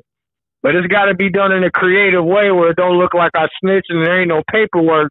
So when he's pressed, you're going to hear. He's going to say, where's the paperwork if I snitch? Now listen to this. This is interesting. This is very interesting. Listen to this. So the court hearing comes less than 24 hours after another Atlanta rapper, Gunna, blah, blah, blah. He also... Okay, now listen to this. This right here might help Thug a little bit. This is very important. He will also not have to testify against any of the others charged in the RICO. On Thursday, there was a motion by the defense attorney for Thug to dismiss his case, but the judge denied that motion just after 6 p.m. In the hearing, the judge was weighing, well, I knew they were going to do that. The judge was weighing whether to admit certain evidence in the trial in January. The prosecution argued that the court did not find that the entry to his home was unlawful, in which they seized evidence in a warrant pertaining to Thug, which included a cell phone that supposedly contained evidence pertaining to the case. The defense, however, chimed back saying that the entry into Young Thug's home was unlawful. And here, see, we're talking about the Constitution. We're talking about search and seizure. If he got a good-ass lawyer, he ought to be able to rip this shit in shreds. Meaning that everything that was seized inside the home should not have been taken and should have been suppressed and promptly returned to him. Young Thug got some good news Thursday as the judge ruled the cell phone will not be admissible for evidence in the upcoming trial. He better pray ain't shit on that phone. That is a good damn motion. That's a damn good motion. Yeah, that's a slightly good one, but you got to understand, he got some good news Thursday. He got some horrible news Thursday to hear that Gunna's released. Because he's got to know Gunna is not getting released without talking. The reason they say, oh, we don't need no cell phones and we don't need this and that. We got what we need, homeboy. Because guess what? Now, so they already asked Gunna, when this certain incident happened, who was there? Oh, this guy there was just, all right, we're going to go press them. They're the ones who are going to tell on Young Thug. This is very crafty and creative. Gunna probably told them motherfuckers, look, I will tell y'all what y'all want to know, but if I ever get pressed, he's going to say, where's the paperwork if I snitch? Now, if I snitch, where's the paperwork? Now, I got to play. I'm going to play you some shit and see what you think. Listen to this. I had to just let him know, like, hey, bro, I don't fuck with you because he tried to do a song with me through my manager. And it's like, huh? Wait, what? Oh, you tried to do a song after he made those comments about you? Right. Oh, wow. So he made the comments a long time ago. Long time ago. Mm-hmm. Maybe years ago. And he thought I forgot. You must be a Virgo, man. That stayed on your mind. Like, all right, I'm a he's a Gemini. I'm a Gemini. My manager a Virgo. Mm-hmm. And I just don't forget. I don't. If I got a problem with you, if from 5 years ago, it's still, you know, it don't change. It could be 10 years later. I'm gonna get you. It's just like that. Like, that's how I like just treat things. Like, I don't want to fuss and fight and argue. Just we'll settle it. It's okay. It ain't no. Now, that was a response to Freddie Kane basically saying, nigga, you was on Crime Stoppers. Now, here's the thing about the Crime Stoppers. Let me see if I can pull it up. Hold on. Wake that ass up. The breakfast. I'm nervous. I've really been at the house a lot, working out with my Gemini sign, like. Get you indicted. Yeah, I can't say nothing crazy at all. And what about, now talk about this documentary. What's the documentary about? It's showing how unapologetic. My kind of. Okay, I ain't gonna go through all that. It's a whole video for that. But here's him on CNN. I mean, it's a murder case. No one wants to go down for it. No one. Devonnie Benton's younger cousin, Sergio Kitchens, says Benton is on trial for murder simply because his friends turned on him. Just go to see, like, you ain't got no real friends out here. You know what I'm saying? I learned from that. You know what I'm saying? Like, I'm not happy that it happened, but you know what I'm saying? I'm kind of good to see that, be on the outside looking in. Kitchens is now a member of the neighborhood rap group SPC, known as Shady Park Clique, like his cousin once was. That's why it's come back to that street word, snitch. No one's want to be labeled as a snitch. I don't want to tell on him because somebody might try to come kill me or someone in my family. Kitchens says Benton first lied to police. All right, wait a minute. You just heard all that right there. Because somebody might Did you hear that? Come kill me or someone. So he didn't say. Okay, all right. So here's the Fed. He said, I don't want to tell because I believe in street code. He didn't say that. He said, I don't want to tell. So look, exactly what I told you. Now look, so here's the Feds. I'm the Feds, and he just said that to me. All right, we're going to make sure that none of this is documented, and you'll never be labeled as a snitch, but you got to tell us exactly what the fuck you know.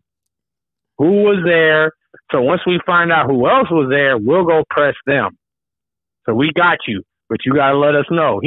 Everything I just told you, he just said on that little clip. Everything right there. Everything I just told you. That's the new way that they realizing now that people aren't trying to talk to that extent because they know it's against their family. If I thought my mom and dad or my mom was going to get killed or something, if I, you know what I mean, did this and that, I'd be more inclined to not do it. So they're realizing that now. So that's why, all right, just tell us what we need to know. We'll do our own back investigation on it, and we'll let you go once we can confirm everything. So they probably say, hey, when Pookie got killed, Gunna, who was there? Or did Young Thug order the kill? Yep, Young Thug ordered Lil Pookie to do it. Oh, he told Lil Pookie to do it. All right. So what they'll do is then they'll go to Lil Pookie and they'll press his ass. He ain't got no money or nothing. They'll press him. All right. Young Thug told you to do this? Yeah, he told me. All right, you need to testify, and then we'll only give you 10 years. Bet. Okay, boom. Now, what do you think about this here? I want to play something. It's a rap.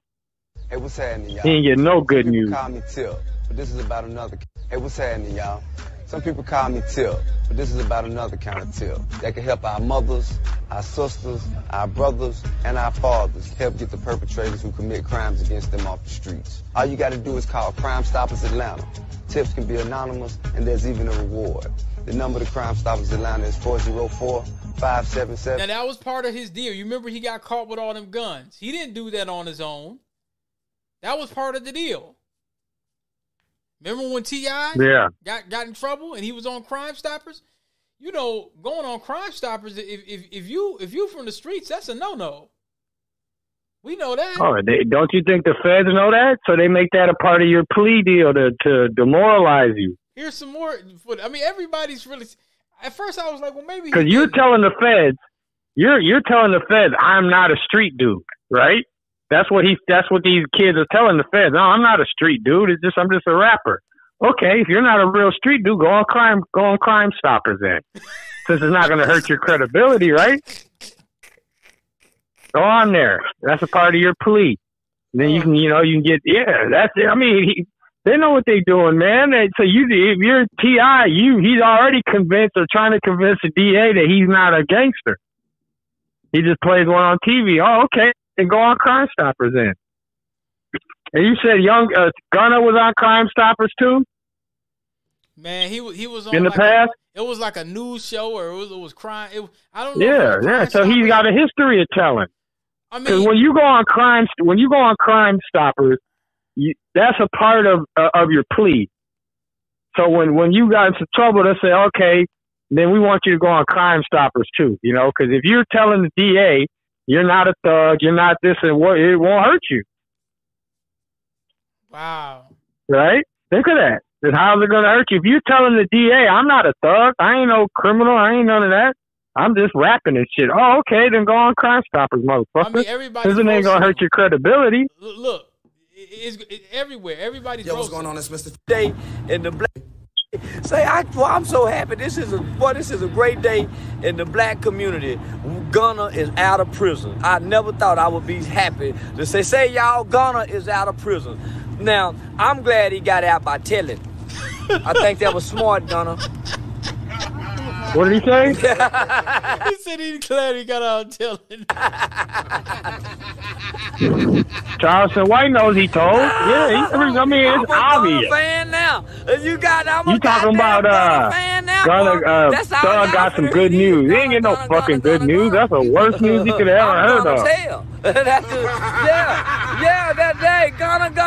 I'm gonna tell, nigga. What? I'm the new Gunna. Yeah. Unless Young Thug is dumb enough to think he's gonna get released too. Like, oh, they releasing everybody. I'm gonna get out too. Oh no, buddy. That's not how it works. It was your money that was circulating. All right, we got the dangle. Who's that? Academics, let's get this live and get it clear. My energy is the same, nigga. I wanna punch, nigga. Yeah, I want to punch, but I'm trying to be nice. That's why Trey just came over here to calm me down as a big brother. Say, well, come on now, you got to think how bigger things is going with life, baby. We can come down and be, hey, look here, don't get misconstrued or misconfused. I got the same energy. Trey just got me saying I want to punch for peace instead of punching for grease. I want to punch for peace. If you really talking about that, I'm talking about that. Second of all, black folk, I'm on y'all like, how's all the black folk in the world mad at 6ix9ine?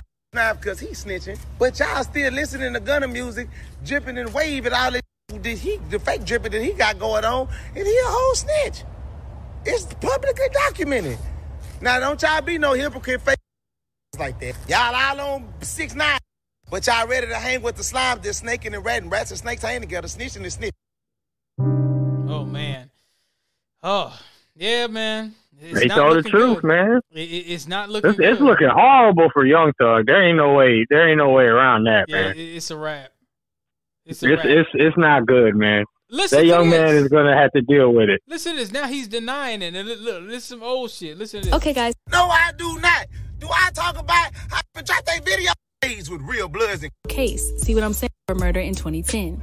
The person in the comment section. Where does he deny? Bloods and Crips. No. I gotta find. Oh, I gotta find this. It said Alfred plea. What the hell is the Alfred plea? He had to tell. Man, there's no way. Unless that scenario I told you happened, they just woke up and said, you know what, we're gonna let you out, buddy. Before your court date. We even give you the court date. We're going to let you out. Listen to that, DP. Think. You're charged. You're sitting in jail. They ain't even gave you a court date yet. But guess what? Oh, now we're just going to let you go. And let me ask you about this. This is important. This happened on a couple of days ago. Two teens charged with attempted murder of a police officer for shots fired during a chase in Brooklyn Center. So this is, two kids at 18.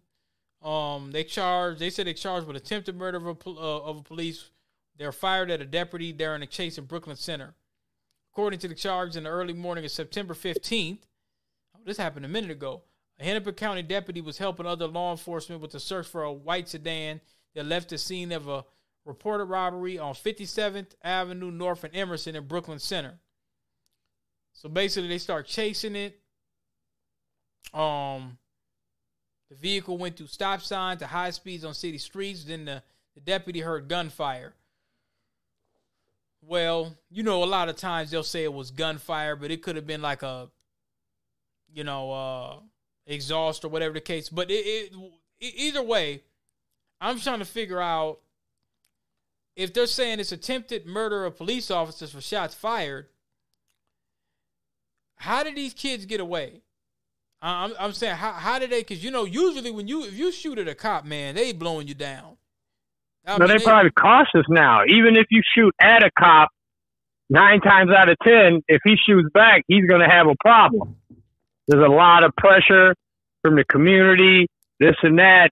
Any cop that shoots hey, man, like I said, if I was a cop right now, I wouldn't do shit. Anything could be misconstrued. You could even just be kind of kneeling on him a little bit to get him down. Oh, you getting fired. You might do 5 years. Look at what they did to the little white boy. Cop. Them cops besides Tal and Chauvin, them other cops should have never went to jail. But they was involved. Cops are seeing that shit. They said, oh, we ain't fucking around, man. I don't care. I got a vest on. I'll just get away. I ain't shooting back. Listen to this. Yeah. We'll talk about this for a minute. Race soldiers are really taking the L. Police officer Aaron Dean is guilty of manslaughter. That is the lesser charge in this case, and that is significant. It's a very different verdict than a verdict of guilty on the murder charge in Texas in particular. Now, they didn't want to give my murder down in Texas because you know what murder means in Texas, right? You get... Yeah, what? Oh, man, you get... Now, this was in Fort Worth, Texas. That's why I said, man, shit, they had to send his ass to Ferguson. You was like, man, they ain't gonna send him to Ferguson. Ferguson unit is a facility that I heard about. Shout out to OG Percy, Tales from a Crip. OG Percy is a OG Crip down there.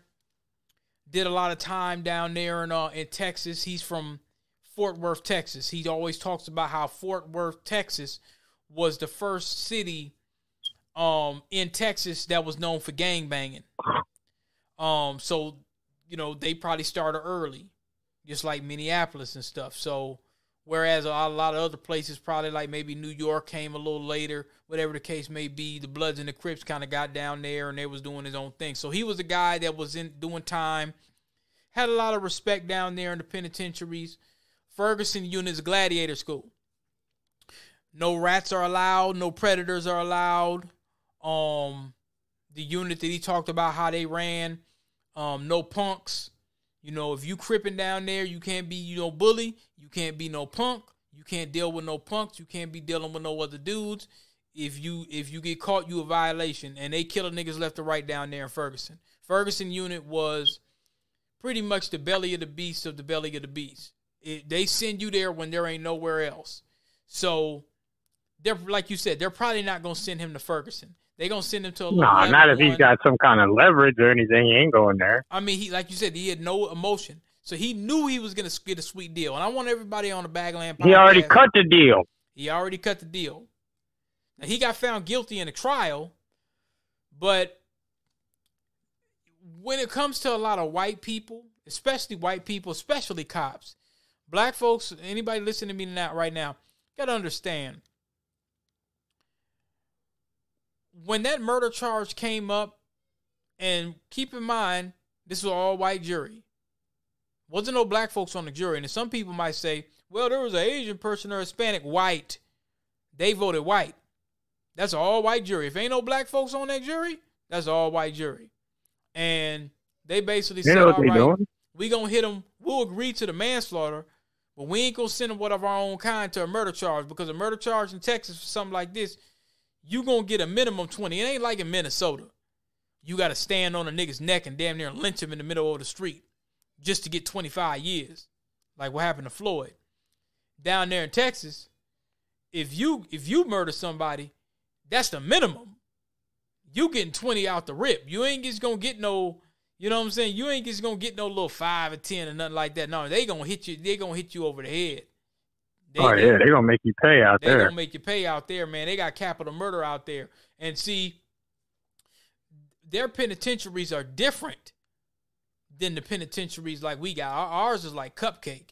Our worst penitentiary Because that's where most people are locked up at. A lot of people don't know that. Texas, California. That's where most people are locked up. Majority, Texas is it's like a country into itself. They even talked about succeeding from the Union some years back. I know them right-wing people were talking about that. Them conservatives were like, man, shit. They were like, fuck the USA. We'll be Texas.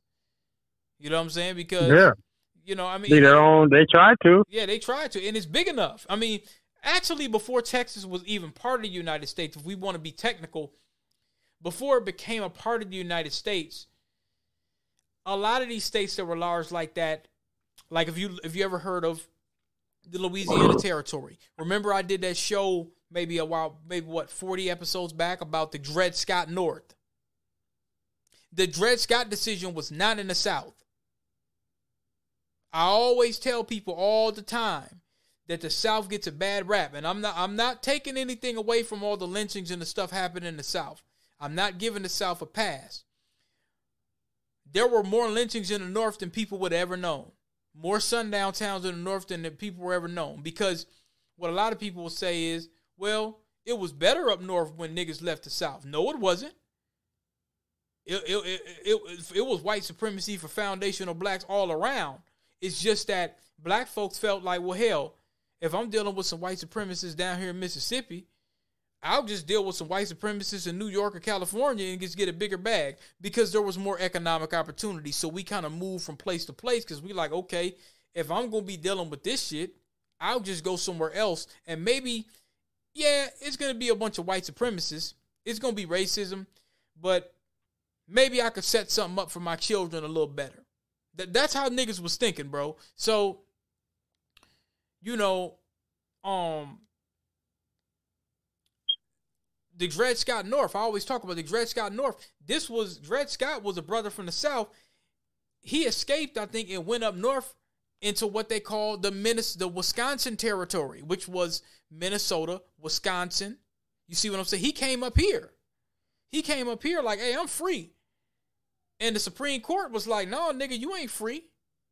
And he's like, well, no, I'm not, you know, I went up north. I'm not a slave anymore. I'm free. You know what they told that nigga? This was a northern court. Nigga, we don't have to abide by, a white man does not have to abide by any respect of a black man. Don't matter where you is, nigga. Get back in your cage. So, you know, but we didn't know that, even at South High, we didn't even know that. We didn't know that in elementary school or none of that type of shit. We thought Dred Scott was way down somewhere in Mississippi. No, that nigga came up here, got free, and the Supreme Court, the white Supreme Court, basically told him, no, nigga, we don't have to abide by any respects to a black man. They got mad. Huckabee had mentioned that. Some Republican named Huckabee said the Dred Scott rule still applies, and a lot of people. Non-Huckabee. Mike Huckabee. Yeah, Mike Huckabee. Mike Huckabee. They got mad because he ran for president. He said the Dred Scott rule still applies, and a lot of the little white liberals and the little liberal motherfuckers got mad. Said, "Man, how dare you say something like that?" And he was telling the truth. He was telling the truth. It was, you know, I mean, it does. I mean, you got Floyd. You got Philando Castile. You got the other nigga that was over north that was beating on his girlfriend. They smoked his ass. There was a bunch of shit going on. You see what I'm saying? It's a lot of shit. 1982, I believe there was a lynching in Duluth. They lynched them niggas in the 1930s. Like, man, there's more sundown towns in the north than in the south by far. I mean, there's still some, you know. But back to Texas, though. Anyway, yeah, man. I mean, down there, they're not very liberal on time. But I still believe that he's going to get 2.5 to 5.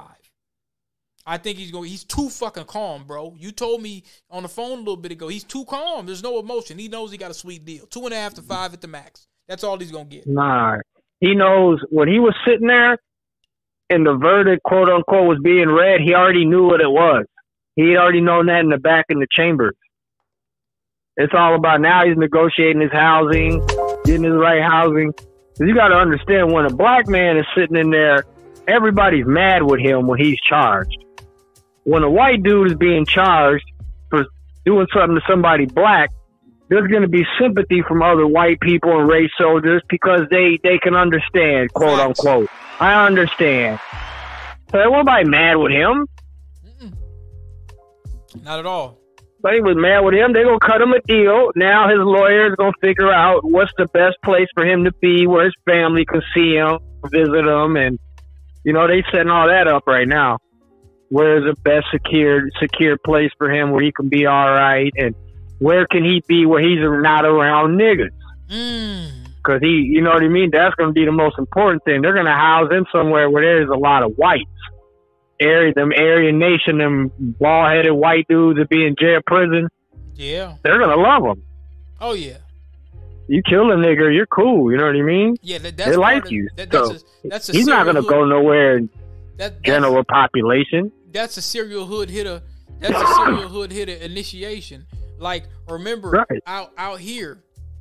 And see, again, that reinforces my statement that I made earlier.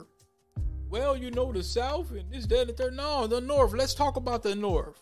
Let's talk about the Jim Crow North. Or should I say what I quoted and coined, the Dred Scott North. Let's talk about the Dred Scott North. You remember when Chauvin was locked up, there was some lawsuits and some investigations going on in which he was being provided cell phones. Do you remember that? Yeah. And they told the black and Hispanic officers, hey,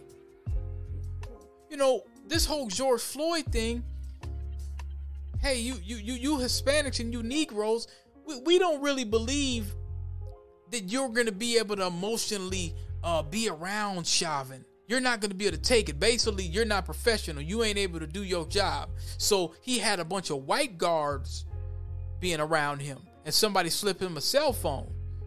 And on that call, I could only suspect that they said, "Job well done, kid." Oh, that was that person on that phone was somebody connected. That wasn't no random. I mean, who you talking to on that phone? It ain't easy to get no cell phone in Minnesota like that. No, unless you a cop.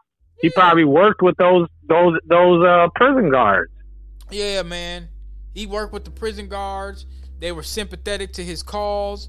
And I think from the outside, somebody... Because remember, you always told me this. You said, who picks the jury? We seen who was protecting his home. You remember that? Right. Oh, yeah. You seen that. That's Klan County, as far as I'm concerned. I mean, you had all these non-identifying suspected race soldiers. You didn't know who these people were. You didn't know if they were cops. They weren't identifying themselves. They all had helmets on, and they surrounded his home to make sure that the pull-up wasn't really going to work. They weren't going to let nobody, throw rocks or eggs and stuff at his house. You remember that? Remember that? That was Blue Lives Oh, yeah, Matter. definitely.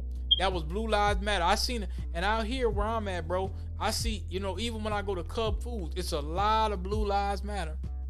It's a lot of the Blue Lives Matter. And like you told me, you said, hey, DP, anytime you see that sign on somebody's car, they're basically saying, hey, the hell with niggas. Especially if they're in the hood. Yeah. They're letting you know I'm not for the black side of that. I'm riding with the police right now, Right. They're letting you know that off top. I want you to be able to shoot niggas and get away. That's what they say. Yeah. That's what they say. Oh, these niggas are crazy. These niggas are uncontrollable. You have to. They don't listen. Yep. They don't stay in their that place. kind of mentality. They don't stay in their place. Now I want to play some more footage of this. We'll go on to the next thing. Aaron Dean guilty of manslaughter in the shooting death of Tatiana Jefferson. Looking at a sentence, I understand under Texas law of anywhere between 2, the low end of to the top end of 20 years. Now he said the top end of 20. We know it's not going to be 20. He said 2. Now remember what I said? I said 5. That's just a crowd of people. 2 to 5. I say 2. 2. That's it. With 2. Yeah. They might even cut a deal. They might even say, man, hey man, house arrest. Deal's already been cut. When he was sitting in there emotionless because he already knew everything. It's just they just tell him this is just a show, That's all over with. But I want to tell you this story about where I was working at. I can't really mention any, names or anything, but I will tell you a story. This story is going to illustrate today's young people. Okay, so the place I worked at had a lot of young people there.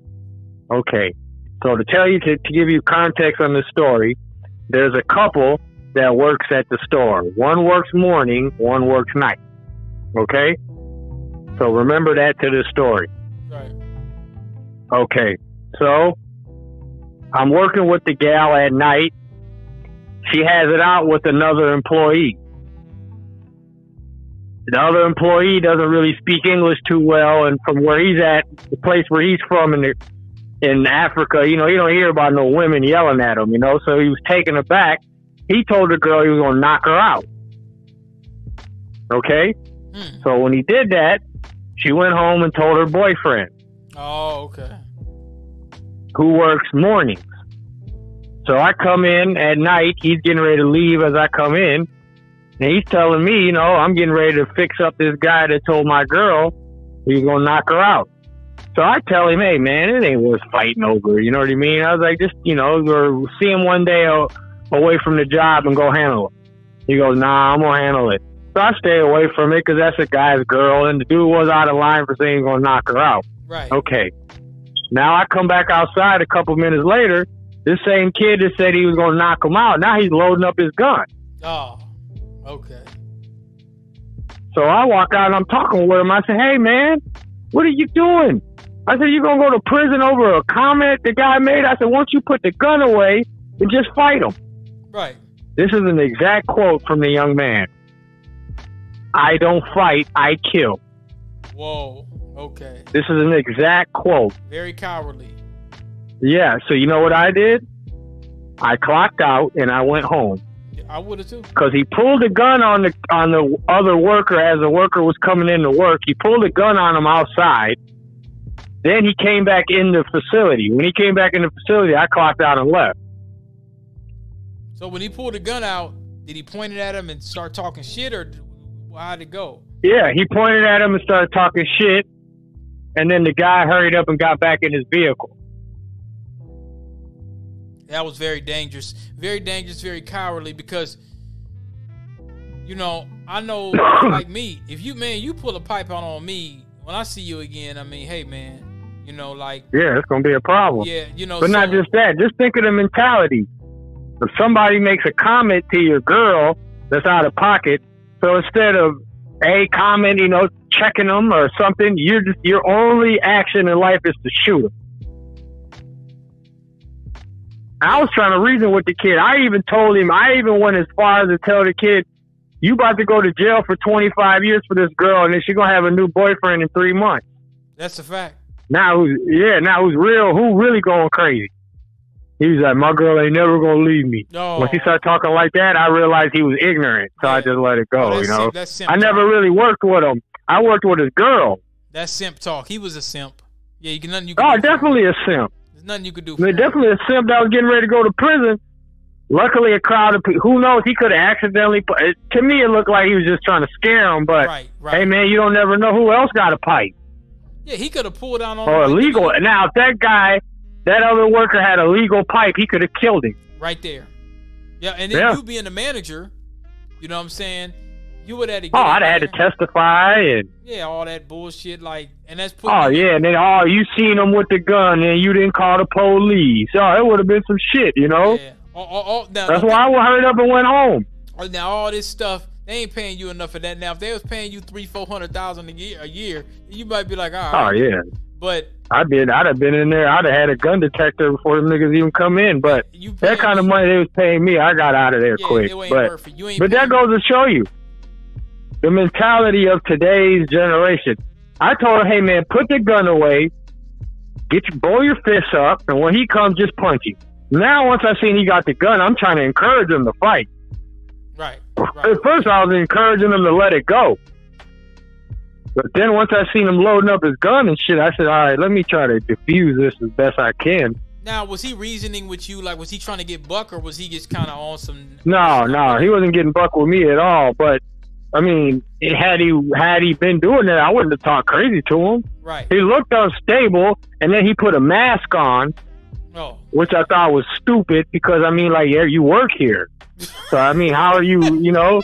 I didn't understand what he was thinking, you know, because the guy starts at 5 o'clock, the guy he was waiting on. So it was about 4:50. He's pacing around the store. Now he put on a mask, ski mask.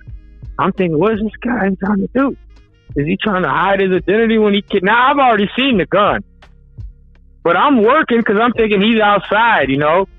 So he pulls it on the guy. They have a little tussle or whatever. And then he comes back in the store. When he came back in the store, that's when I went home. Yeah. I said, this guy's unstable. He might just turn around and just start popping everybody. Yeah, and then he, you know, because, you know, he you're looking at very simpish behavior. Now, you got to think about it. For this man to be able to take time off to sit there and not do anything physically, because see, here's the thing, like, if my wife tells me, man, that somebody done got mouthy or is being disrespectful to her, whatever the case may be, you know, I'm not about to. For one, I ain't bringing no pipe. And I have this rule, man. If I gotta bring some shit, and especially if I'm pulling, I'm popping. So I'm not gonna even bring it to that kind of level or whatever the case may be. I had a situation some years back where my wife calls me and tells me something happened or whatever the case may be. So, you know, I get off work. I'm looking for the nigga in the neighborhood. Can't find him. You see what I'm saying? And, you know, there's a certain way you got to go about doing things. You know, I'm not a big rah-rah person anyway. At that time, in the mind state I was pissed off.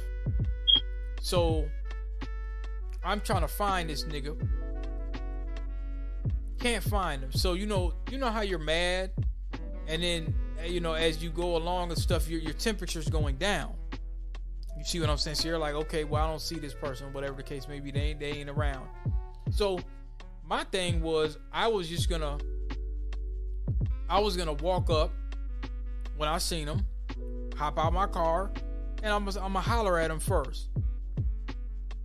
Now, if the nigga immediately starts getting defensive and gets bucked, I said I'm gonna slap him. That's what I'm on my mind. I'm gonna slap the fuck out this nigga because he's just to give him an understanding. If he tries to get bucked and this, that, and the third, I'm gonna slap the fuck out this nigga because I know 9 times out of 10, somebody like that, they ain't never had no discipline. If he really tries, right. if he gets bucker more than that, if he tries to fight back or whatever, I'm just gonna waylay his ass. But then, here's another part you got to think about. If you live in the neighborhood, you probably gonna have to smoke this nigga because he's coming back with a gun. He's not gonna want to fight you. So, all in all, when you look at that dynamic, you have to think about different perspectives. You see what I'm saying? Now, dude, he's simping so hard. And see, that woman is looking at that too. Like, okay, this is your job. Yeah, this person might have did this, did that. Yeah. But it's like the Will Smith syndrome. Every time somebody says that, now, some people say, well, maybe she should have went to the supervisor. I'm not big on going to the supervisor. But the thing is, you shouldn't have brought your pipe. He's at work. He ain't got no pipe on him. You could have waylaid his ass and never came back to the job. You could have been thinking like me, like, okay, well, if I beat this nigga up, he's probably going to try to shoot me. So if you work at this place, that's definitely not a way to handle it. And here's another thing that people don't look at it from this perspective. And I'm going to give everybody listening on the Bagland podcast a little bit of game. Nigga, if you working at the same place your girl's working at, you ain't got her in the right position. Can I get a hand clap? Go ahead. That means y'all making the same amount of money. If you got her working in the same place you working and you don't own that damn business, if she ain't like the secretary or whatever, or co-business owner, you're dusty. DP, Bagland DP, that's a generalization. No, you're dusty. You dusty as hell. If you working in the same place your woman's working, That's the place you talking about. They ain't really making money all like that. Because if you really had a lot to offer her, she wouldn't be working in the first place. If we really want to get down to some real true game here. So yeah, that's a prime example, man, of pretty much dislocating your leverage and diminishing your leverage. Because if he's doing that for somebody like that, like, I know this ain't no big time corporate position, and I'm not trying to down nobody, bro, but if she's working there, and because it could be, think about this, bro. You try to really give him game. You said, hey man, if you do some time, she's gonna be off with the next nigga. He really doesn't know, bro, that if a nigga that seen her and kind of took a liking to her, pulled up in a nicer ride than he got, making more money than him, doesn't he know that she might decide to choose? You see what I'm saying? He ain't thinking in them jerks. He's not looking I at told it like him. that. I said, hey man, you gonna do 25 years for this woman, and she gonna have a whole new boyfriend in 3 months. How you gonna feel then? She seen that as a weakness too. She didn't tell him that, but the thing is she's just waiting for a better deal. You came up to my job. I told you that this man that did this, and you came up to my job willing to risk your life and possibly other people's rather than putting hands and feet on this nigga. She's already looking at him as a simp. She knows she knows what she has. Women, they know what they have, bro. She knows she has a simp. Like we talked about the Will Smith and Jada thing. And I want to talk about that a little bit. She knows what she has. She knows what she got, man. And, you know, she's going to work it. But she didn't really respect him after that because she's like, damn, this nigga didn't even put hands and feet. But that's what a lot of these women are ended up with. You know, niggas that can't put hands and feet, they just want to go get a gun and pretty much throw their life away. So you don't have a situation anyway. There's a new movie that came out called Emancipation. I'm pretty sure you've seen this photo as we were kids. It's about I think his name is Solomon Northrop. I think that was his name. It was a brother that was enslaved, and it was a picture where you seen where he had the whip marks on his back. You probably seen it's a very distinctive picture that is very well known, but we don't really know a lot about the history. And they say Will Smith produced it, so it's released on Apple TVs, releasing it for free so people could, you know, he's trying to get his thing together. After the Chris Rock slap, and we got on him pretty hard because, you know,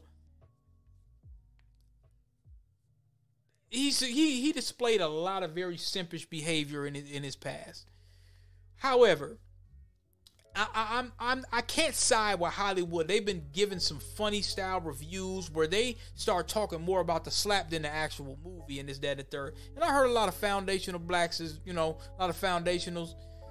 They were talking about the trailer like, you know, Will maybe should have looked at it a little bit more. They gave the nigga a real African accent when he probably didn't have that. So they see that, you know, people have their comments. But here's my thing on it. I'm gonna go see the movie. I'm gonna pay for it because I want to hear about Solomon Northrop. At the same time, it's like you're still punishing this nigga for slapping somebody. He already apologized. You took him out the damn the academy and shit like that. It's like, okay, now what they're doing is you're tying this nigga to the whipping post. I can't co-sign that. That's race soldier mentality. He's one of the greatest actors that we've had in the last 30, 40 years, next to Denzel Washington. He's a great actor. Yeah, he might have did some simp shit. It might have been. He's trying to make a little comeback. You know, so he's trying to make a comeback, and you're judging. The first thing they do is they start tearing down, talking about. So I'm not gonna co-sign that. I'm just not. I'm not gonna co-sign you basically telling. You know, Rotten Tomatoes and all these little critics. Me, I'm old enough now where I know better. Where I'm like, fuck the critics. We're black people.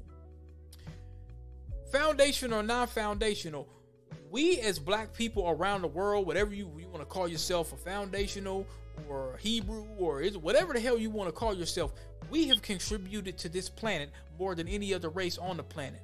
We're the original people of the planet. This is documented. This ain't just DP talking. These are white anthropologists that will tell you this. So, you know, we really, truly, bro, don't need a white critic to tell us, well, you don't stand up to par for this, that, and the third, because they judge black movies from the lens that, well, hey, if it's not a movie that's talking about a nigga being a simp or a pimp or a hoe or a gang-banging ass nigga or whatever the case it may be, they always judge our movies through the lens of the stereotype. So they got black folks thinking, well, hey, Colder Ice is better. I don't want to be in the B-list movie. I got to be in this top 10. I got to be on some Billy Bob Thornton, Halle Berry shit. They have to demonize you and dehumanize you for you to be able to get a top tier role. And the reality is, we don't have to have that. We can get spin with each other like Tulsa and anything else. We don't really need to have your approval. We don't need to have white approval, because if you really look at Hollywood in the 60s and the 70s and stuff like that, the blaxploitation films and things of that nature, bro, we black folks, specifically foundationals around that time, they saved Hollywood with them little, jive, turkey, Cadillac, motherfucker, all that kind of stuff. That saved Hollywood. We always save the fucking day. From the votes to the fucking movies to everything, we save the fucking day all the time. And it's time for black folks to stop saving the fucking day. It's time for us to get what we're owed and what's due for us. We don't really need the Hollywood critics, because let's be clear, Hollywood is fucked right now with streaming and shit going on. Man, Hollywood ain't what it used to be, bro.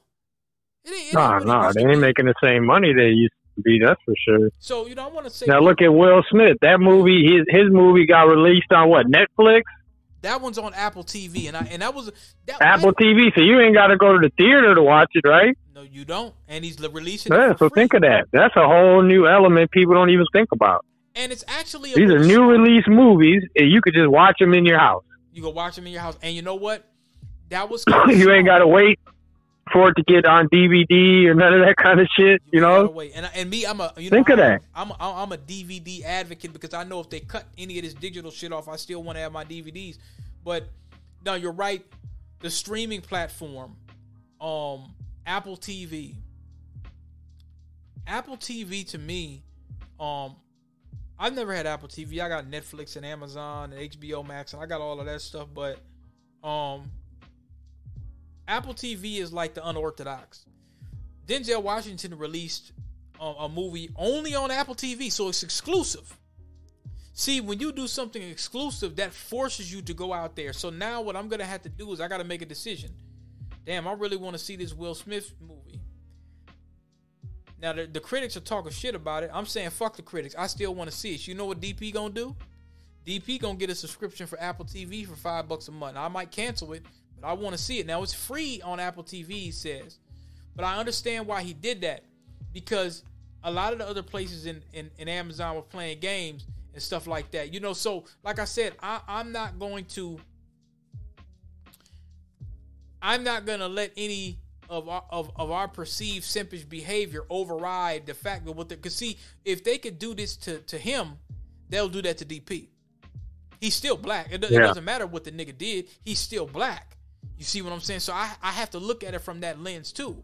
I have to say, well, okay, well, Apple TV. Well, why didn't you go to Netflix? They probably didn't cut him the deal he wanted. And, and then maybe, they ain't had a slave nigga movie in a minute. You know what I'm saying? So they probably said, okay, well, because Hollywood, they love slave movies. They love seeing niggas degraded and whipped and raped and all this kind of shit. So, yeah, they'll put that out. But I looked at some of the reviews. Me and my wife was looking at it, and we were just talking about it. I was like, damn, man, this shit is really, like, they kind of leaving the cinematics out. Like, they were focused more on, well, it's an action movie, so it kind of takes away from the history and this, that, and the third. And I'm looking at these same motherfuckers like, if I ask you to tell the story, you're like that teacher when I wrote that reparations report at South High and wouldn't accept it. They remind me of that, bro. They remind me of that real heavy. Like, okay, well, this wasn't accurate. This wasn't accurate. Okay, well, all right, let me give you some accuracies. Let me give you some facts. Oh, I can't accept that. Well, you just said you want to listen. You want some history. You want some information on history. Let me go to the next subject real quick. Now, listen to this. Now, this lady got bars. I want you to hear this. She got bars. This is bars. They even managed to get you out and free in time for the holidays.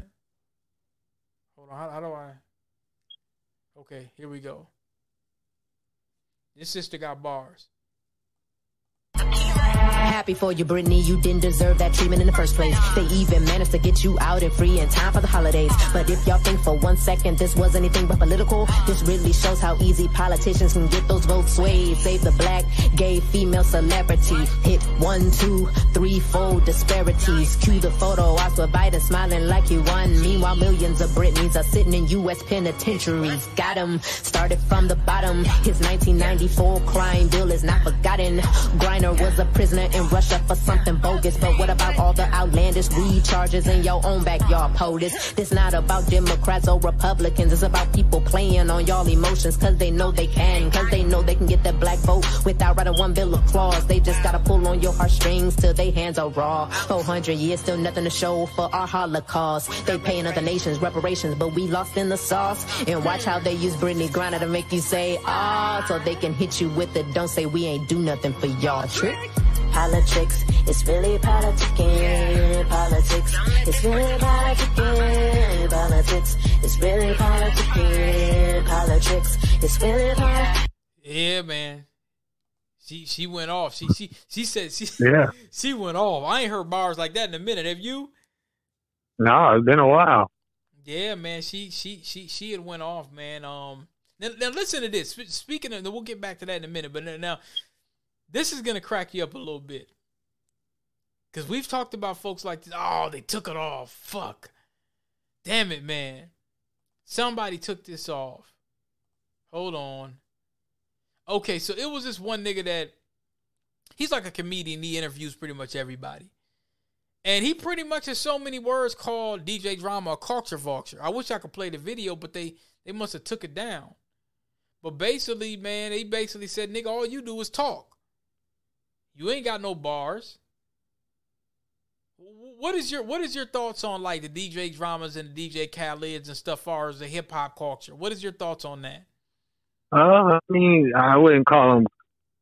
What are they? I mean, are they DJing, like scratching music at clubs, playing music at clubs? Are they making mixtapes? Yeah, playing music. So they're buying a beat. Mixtapes. They're not like no DJ Premier. Not at all. No, I don't have anything against them. They brought a lot of attention, a lot of artists that needed it. You know, so you buy the beat, then you get 2 artists or 1 artist, and you know have them go on the beat, and then you drop a mixtape. Yeah. An artist that's going to agree to do that wants the publicity, wants to put himself out there. So, you know, they're not a culture vulture. The only person who could, they're not forcing anyone to do that. They're paying them. Hey, look at DJ Khaled. What would you call him? He'll buy a beat, say, this guy would be good on it with this guy. Okay, let's get them. I'm going to pay them, then I'll make my money when it sells. That's simple. Business. Oh, man, this song right here, we could get Snoop to feature on this and get T.I., what's his name? T-Pain, and get these motherfuckers on there. Yeah, we'll make some money. That's it. Is he a culture vulture? It's up to you. What did you think about the Gangsta Grill series? There was a lot of good CDs that came I don't know. I've never heard of it. I have no idea what it is. Gangsta Grill? What is it, a show? The Gangsta Grills was a lot of, when DJ Drama came out, it was a lot of the series that came. His notoriety really started getting on when Jeezy came out. The Trap or Die mixtape was pretty much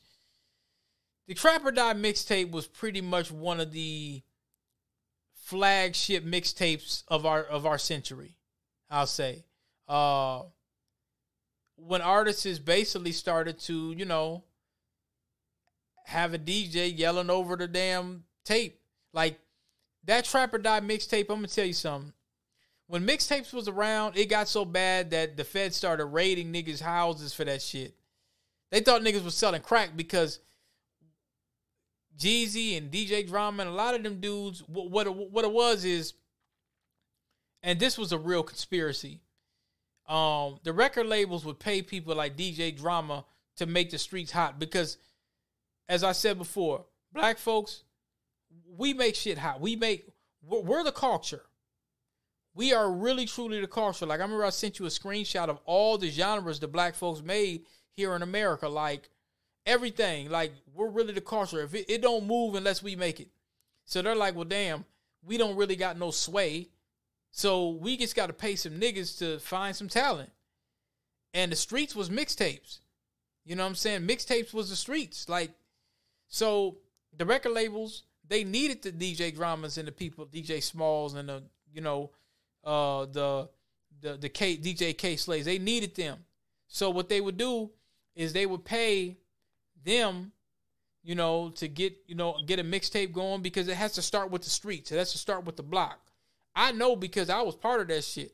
Like, I used to sell mixtapes and, you know, CDs and mixtapes, and I used to make mixtapes and stuff like that. So I understand what was like really big back then, bro. Like, it was getting to the point where, let's say, like you said, DJ Drama, he'll take a tape. You'll take somebody like Jeezy, he's an up-and-coming artist. He'll have a couple songs. And this was before, like, you could, you know, before the heavy, this is before streaming and shit like that, where artists could still making money with CDs. Niggas had CDs. I mean, streaming, iTunes just started kind of coming around. So you're an artist, you getting a little hot. But the internet's cracking. So you'll have Trap or Die mixtape, or you'll have DJ Drama. He'll be starting his brand. He started off, I believe, in college doing this stuff. So he does this. You do a tape with an artist, and then you get on there. You get all his songs. The record label will pay the DJ to find these artists and to work with them. But a lot of the songs will be songs that they're supposed to use for the album on the record label. So they will come up. What they would do, yeah. But see the label. The way they would do it is grimy. The label would pay the DJ to work with the artist. But then the feds would be like, well, wait a minute. This Trap or Die mixtape is selling for like $7. It ain't got no barcode. Trap or Die ain't in Best Buy like that. It ain't in Sam Goody. You ain't cutting us in. You see what I'm saying? So, right, yeah. So it's like you selling drugs. Yeah, it's like dope. They pull up to the studios. They actually had a raid, bro. I'm going to pull up this article in a minute. They had a raid. And they pulled up, and it was a bunch of DVD machines. A little duplicators. Like, I had a duplicator machine. And they were like, well, where's the dope? And they're like, well, damn, ain't no dope. They're seeing Lamborghinis outside and all kind of shit. And they're like, what the fuck? How? Where's the dope? There's no cocaine? I thought it was a ploy a little bit. So they confiscate all the mixtapes. They confiscate all this stuff. It's supposed to be copyright laws. You know how you watch a DVD back in the day where it say $250,000 felony, 5 years and all that bullshit. But the record label would be paying niggas like DJ Drama to do that shit. They paid them to put songs and to make the streets hot. So here's my conjecture. I believe that the record labels was paying the people like DJ Drama and then sending the feds to come in and raid just for the sake of, I don't know. I think sometimes when a lot of artists, even this Gunna situation, I think there's more than meets the eye. I really don't believe he just told and that's it. I think they basically told these niggas, hey, you too hot. Like Thug. I had some inside sources, you know, that from Atlanta that said, well, Thug was basically trying to build shit for people. He was trying to do a lot of stuff for people. They're like, oh, no, nigga. You trying to be positive? Oh, you a gangbanging nigga. You ain't supposed to be positive. Yeah, he might have been doing positive things, but that wasn't the only thing he was doing. I think that the record labels, I think that they were becoming more independent and didn't need the labels anymore. And I think that some of these labels basically are working coinciding. We see evidence and stuff like this with Sam Cooke, where niggas mysteriously end up dead or DP, you're running around the truth, DP. Did Young Thug order hits on people? We haven't confirmed that yet. I mean, that's the $1 million golden goose. Did Young Thug? The rest of this shit don't really matter. Did he order the killings of people? Yeah, that's the golden ticket. He might have done a bazillion things great, 99 straight days, but on that 100th day he ordered a killing, and they got it on recording, and they got the person who did the killing admitting to it, so he can get less time. You see what I'm saying? And then he's got, it's a trickle down effect. And you got to also understand another thing with that YSL shit. That's the trickle down effect. Young Thug might have his top niggas, and then his top niggas, they got niggas, and then they think they're in it. They think they're in it. They think they're in it. There's people Young Thug ain't never met running around here doing crimes probably on the, I'm YSL, and they ain't got nothing to do with it. Yeah, that's true. That's the thing that people don't really look at. I think that the labels, like with the Gunna situation, I'm pretty sure. He probably told. But I think sometimes with the labels, just with the R. Kelly shit, I think the labels would be like, look, man, nigga, you got this big ass case, sign over your royalties. I think they right. I think they do. I think they got something in order where they like, look, nigga, you about to do some major time, sign over most of this shit. We'll let you do your little shows or whatever, then go on Crime Stoppers. Go on Crime Stoppers. And see, at this point, Gunna don't really have nothing to lose. He might as well do a tour with Tekashi. I'm being serious, bro. Like, he can come out of this and say, like you said, I ain't got no paperwork.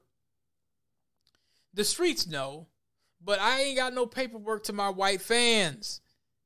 They don't care. They don't care. They don't care. When the time I'm around, if he's doing an interview with the Breakfast Club, Drink Champions, something like that, they're going to press him on that. Then he can come out with, I don't have no paperwork. Yep. What you talking about? Where's the paperwork? Right. So, because besides that, he'll be on his own stream and he'll just put out music. And then he's going to be on some Free Thug. It's not like he's just not going to bring up Young Thug anymore. His whole narrative is going to be free Young Thug. Get my nigga out. And Thug ain't going to say that. Thug ain't going to make no Thug can't say. What can he say? Yeah, that nigga snitched on me? Yeah, Is he going to say that? No, he's probably, in his feeble brain, he's probably thinking, well, they let him out, they're going to let me out. They letting us out. They ain't got no evidence. They probably gonna let us all out. You can't be that damn naive. You never know. You never know. Naive, bro. Oh. It's either that or he's knowing this nigga, my guy, just talked on me, and now I'm in some real trouble because for them to let him out, that means they got everything they need on me. It's a trickle down effect. When they let Gunna out, Sergio Kitchens, when they let him out, that means we got all the info we need on your boy. Thank you. Now, what do you think? Now we're good. What do you think about this? Now, let me see here.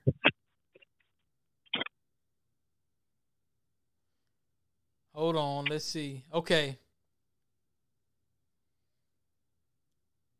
Now, this is something that I talk about from time to time. There's this sister here, and I agree with her wholeheartedly. Real nice looking sister. I will forever be against baby mama culture as a young Black American woman because that disease is something that affects my community the most. And for those of you who like to come into my comments and believe that marriage does not matter, I swear to God, I really want y'all to just run into a brick wall super fast and just pass out.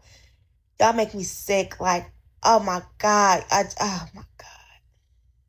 You cannot sit here and tell me that marriage doesn't matter or marriage doesn't have an effect when 75% of Black children are raised in single-parent households. Oh, I'm sorry, fatherless homes. Let's just call it what it is. And 1 out of 4 Black women are only to get married. That is a big problem because what affects you the most, more than race, more than economic class, more than education, is whether or not there is a father present in the household.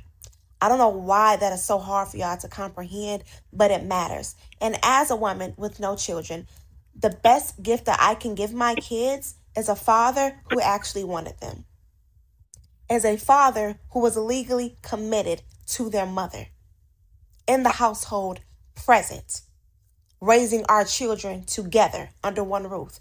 There is nothing cute about giving a man a child who didn't think that you were good enough to give a ring to. And for those of you who still like to believe that marriage is just a piece of paper, marriage doesn't matter, I'm going to end that conversation today. Do you all remember the movie Diary of a Mad Black Woman? And when Charles got shot and he was god awful to his wife, Helen, but he was with the mistress. And when he got shot, the mistress wanted to cut off Charles' life support, but Helen wanted to save him. And she had the right to do that because she was legally his wife. So that just goes to show when real life issues occur, nobody is looking for anybody but the wife. His wife is the only person who can make those type of calls. Not the baby mama, not the longtime girlfriend, not the mistress, his wife. The person that he got down on one knee to, the person that he went to the altar in front of God and the community and vowed his life to, is the person who was only allowed to handle. Now that was that right there to me was that was the foundational spirit of Tulsa, the foundational spirit of Nicodemus. That you really don't hear that narrative from this generation. And I blame the civil rights generation and the baby boomers, and I talk about that a lot in my book and stuff, man. What are your thoughts on that when you look at Minneapolis and St. Paul as a whole? I mean, I would say it's going downhill. It's becoming a place that's known for around America. This is a place you need to be if you're on some, you need help. Either you need help or you want help, which is two different things, But it's become a safe haven for drug addicts and homeless people. There's a narrative now that all I need to do is get to Minnesota.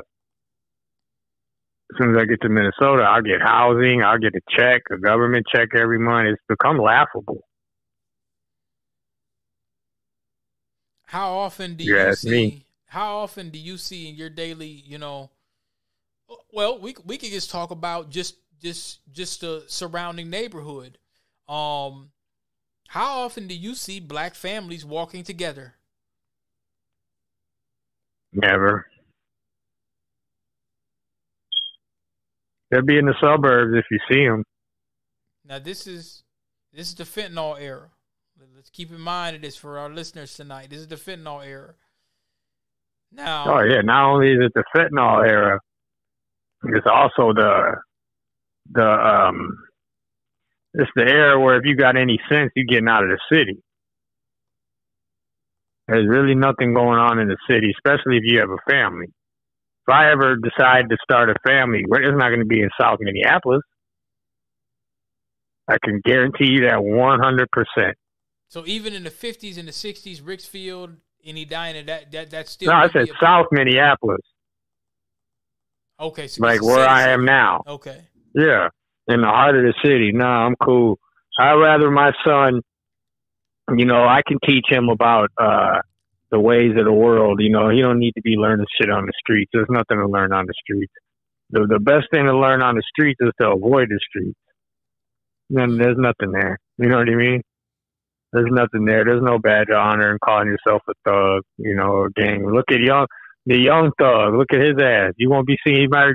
Hopefully, all the Young Thug fans got pictures saved of him because you won't be seeing him for a very long time. I hate to say it. And if he was ordering the hit, and they have him recorded saying, "Niggas getting soft. Y'all ain't killed no one today." That type of bullshit. It don't fly. That's young black kids that he's killing. He ain't killing little white boys. That is true. Take that into account too. You talking about black families? That's black families he's destroying. Now with that sister there, I can only suspect that you have a lot of the hood rat feminist retort that would try to tell her, well, I don't want to hear no man tell me what to do, blah, blah, blah, blah. You hear a lot of that. fuck nigga free, I'm independent, this, that, and the third. What would you say to a lot of that narrative that would try to counter what that sister said, that, hey, we need to have black families. We need to have black men and women in the homes. I agree with her. I do too. I didn't see anything wrong with anything that lady said. You're hearing. I thought she was right on. I thought she was right on point, if you ask me. I'm starting to hear a lot of more. I'm starting to hear that narrative becoming normalized now, which is a good thing. Because it's like, and like they say, the village raised a child. In the motherland, that was just common law. I think a lot of that was lost heavily. I'll say the late 60s is when that really started to deteriorate. From my technical knowledge. I'm not an expert at it by no stretch of the imagination. But looking at the breakdown of the black family, I always send you those pictures. I always email you or I always text you those pictures of black families in the 60s and in the 70s. The 70s, that's when it really started to get kind of, but we know it was engineered. You see what I'm saying? But like our generation, we're like from 40 and under, we still look at it as, well, because in our neighborhood, I was just talking to one of my homies the other day, and I know me and you talked about this before. You didn't really see a lot of men in the homes. It was a rarity, and we didn't really think about it at that time when we were younger, but that's an effect. You need to have a competent male figure leading the home. That's a natural thing. That's a must. It's a must. And when you don't have that, of course, the children suffer. Even if they don't really know, you need to have universal man and universal woman. You need to have both edges of the spectrum. And the thing about it is, like when you hear about, if you looked at even a lot of the wars and a lot of the different things that was going on, in the world, whenever there's a war and a lot of violence going on, what do you hear? You hear a bunch of women say, "Hey man, put me in the kitchen. I ain't trying to go out on that battlefield." A lot of them women in Ukraine were talking about that. Like, hey, I ain't trying to go out there because they could. If they gave the men a lot of them options, they probably would do that. The same thing. You could be in the kitchen or you could be up here on the front line. A lot of them motherfuckers would be doing the exact same thing. Shit, that shit ain't no fucking fun. No, it ain't. It ain't. Well, I'm gonna go ahead and close it out, man. Well, I think what I'm gonna do, Saturday night, my birthday night, I might have another one. So, oh man, I'll be here, man. I'd love to be on. Yeah, definitely, man. The Big 4-0. The Big 4-0. I think I'm gonna play some music and stuff like that, man. And I'll send you the once I post it up, once I upload it to the internet and stuff, I'll send you the link and stuff, man. So I'll edit it up real good tonight or tomorrow, and I'll send you the link, man. So thanks for joining me, man. We'll cover some more topics, and appreciate having you on, man. No problem, man. Appreciate you having me on. Talk to you soon. Take care, bro. Bye-bye. All right, peace.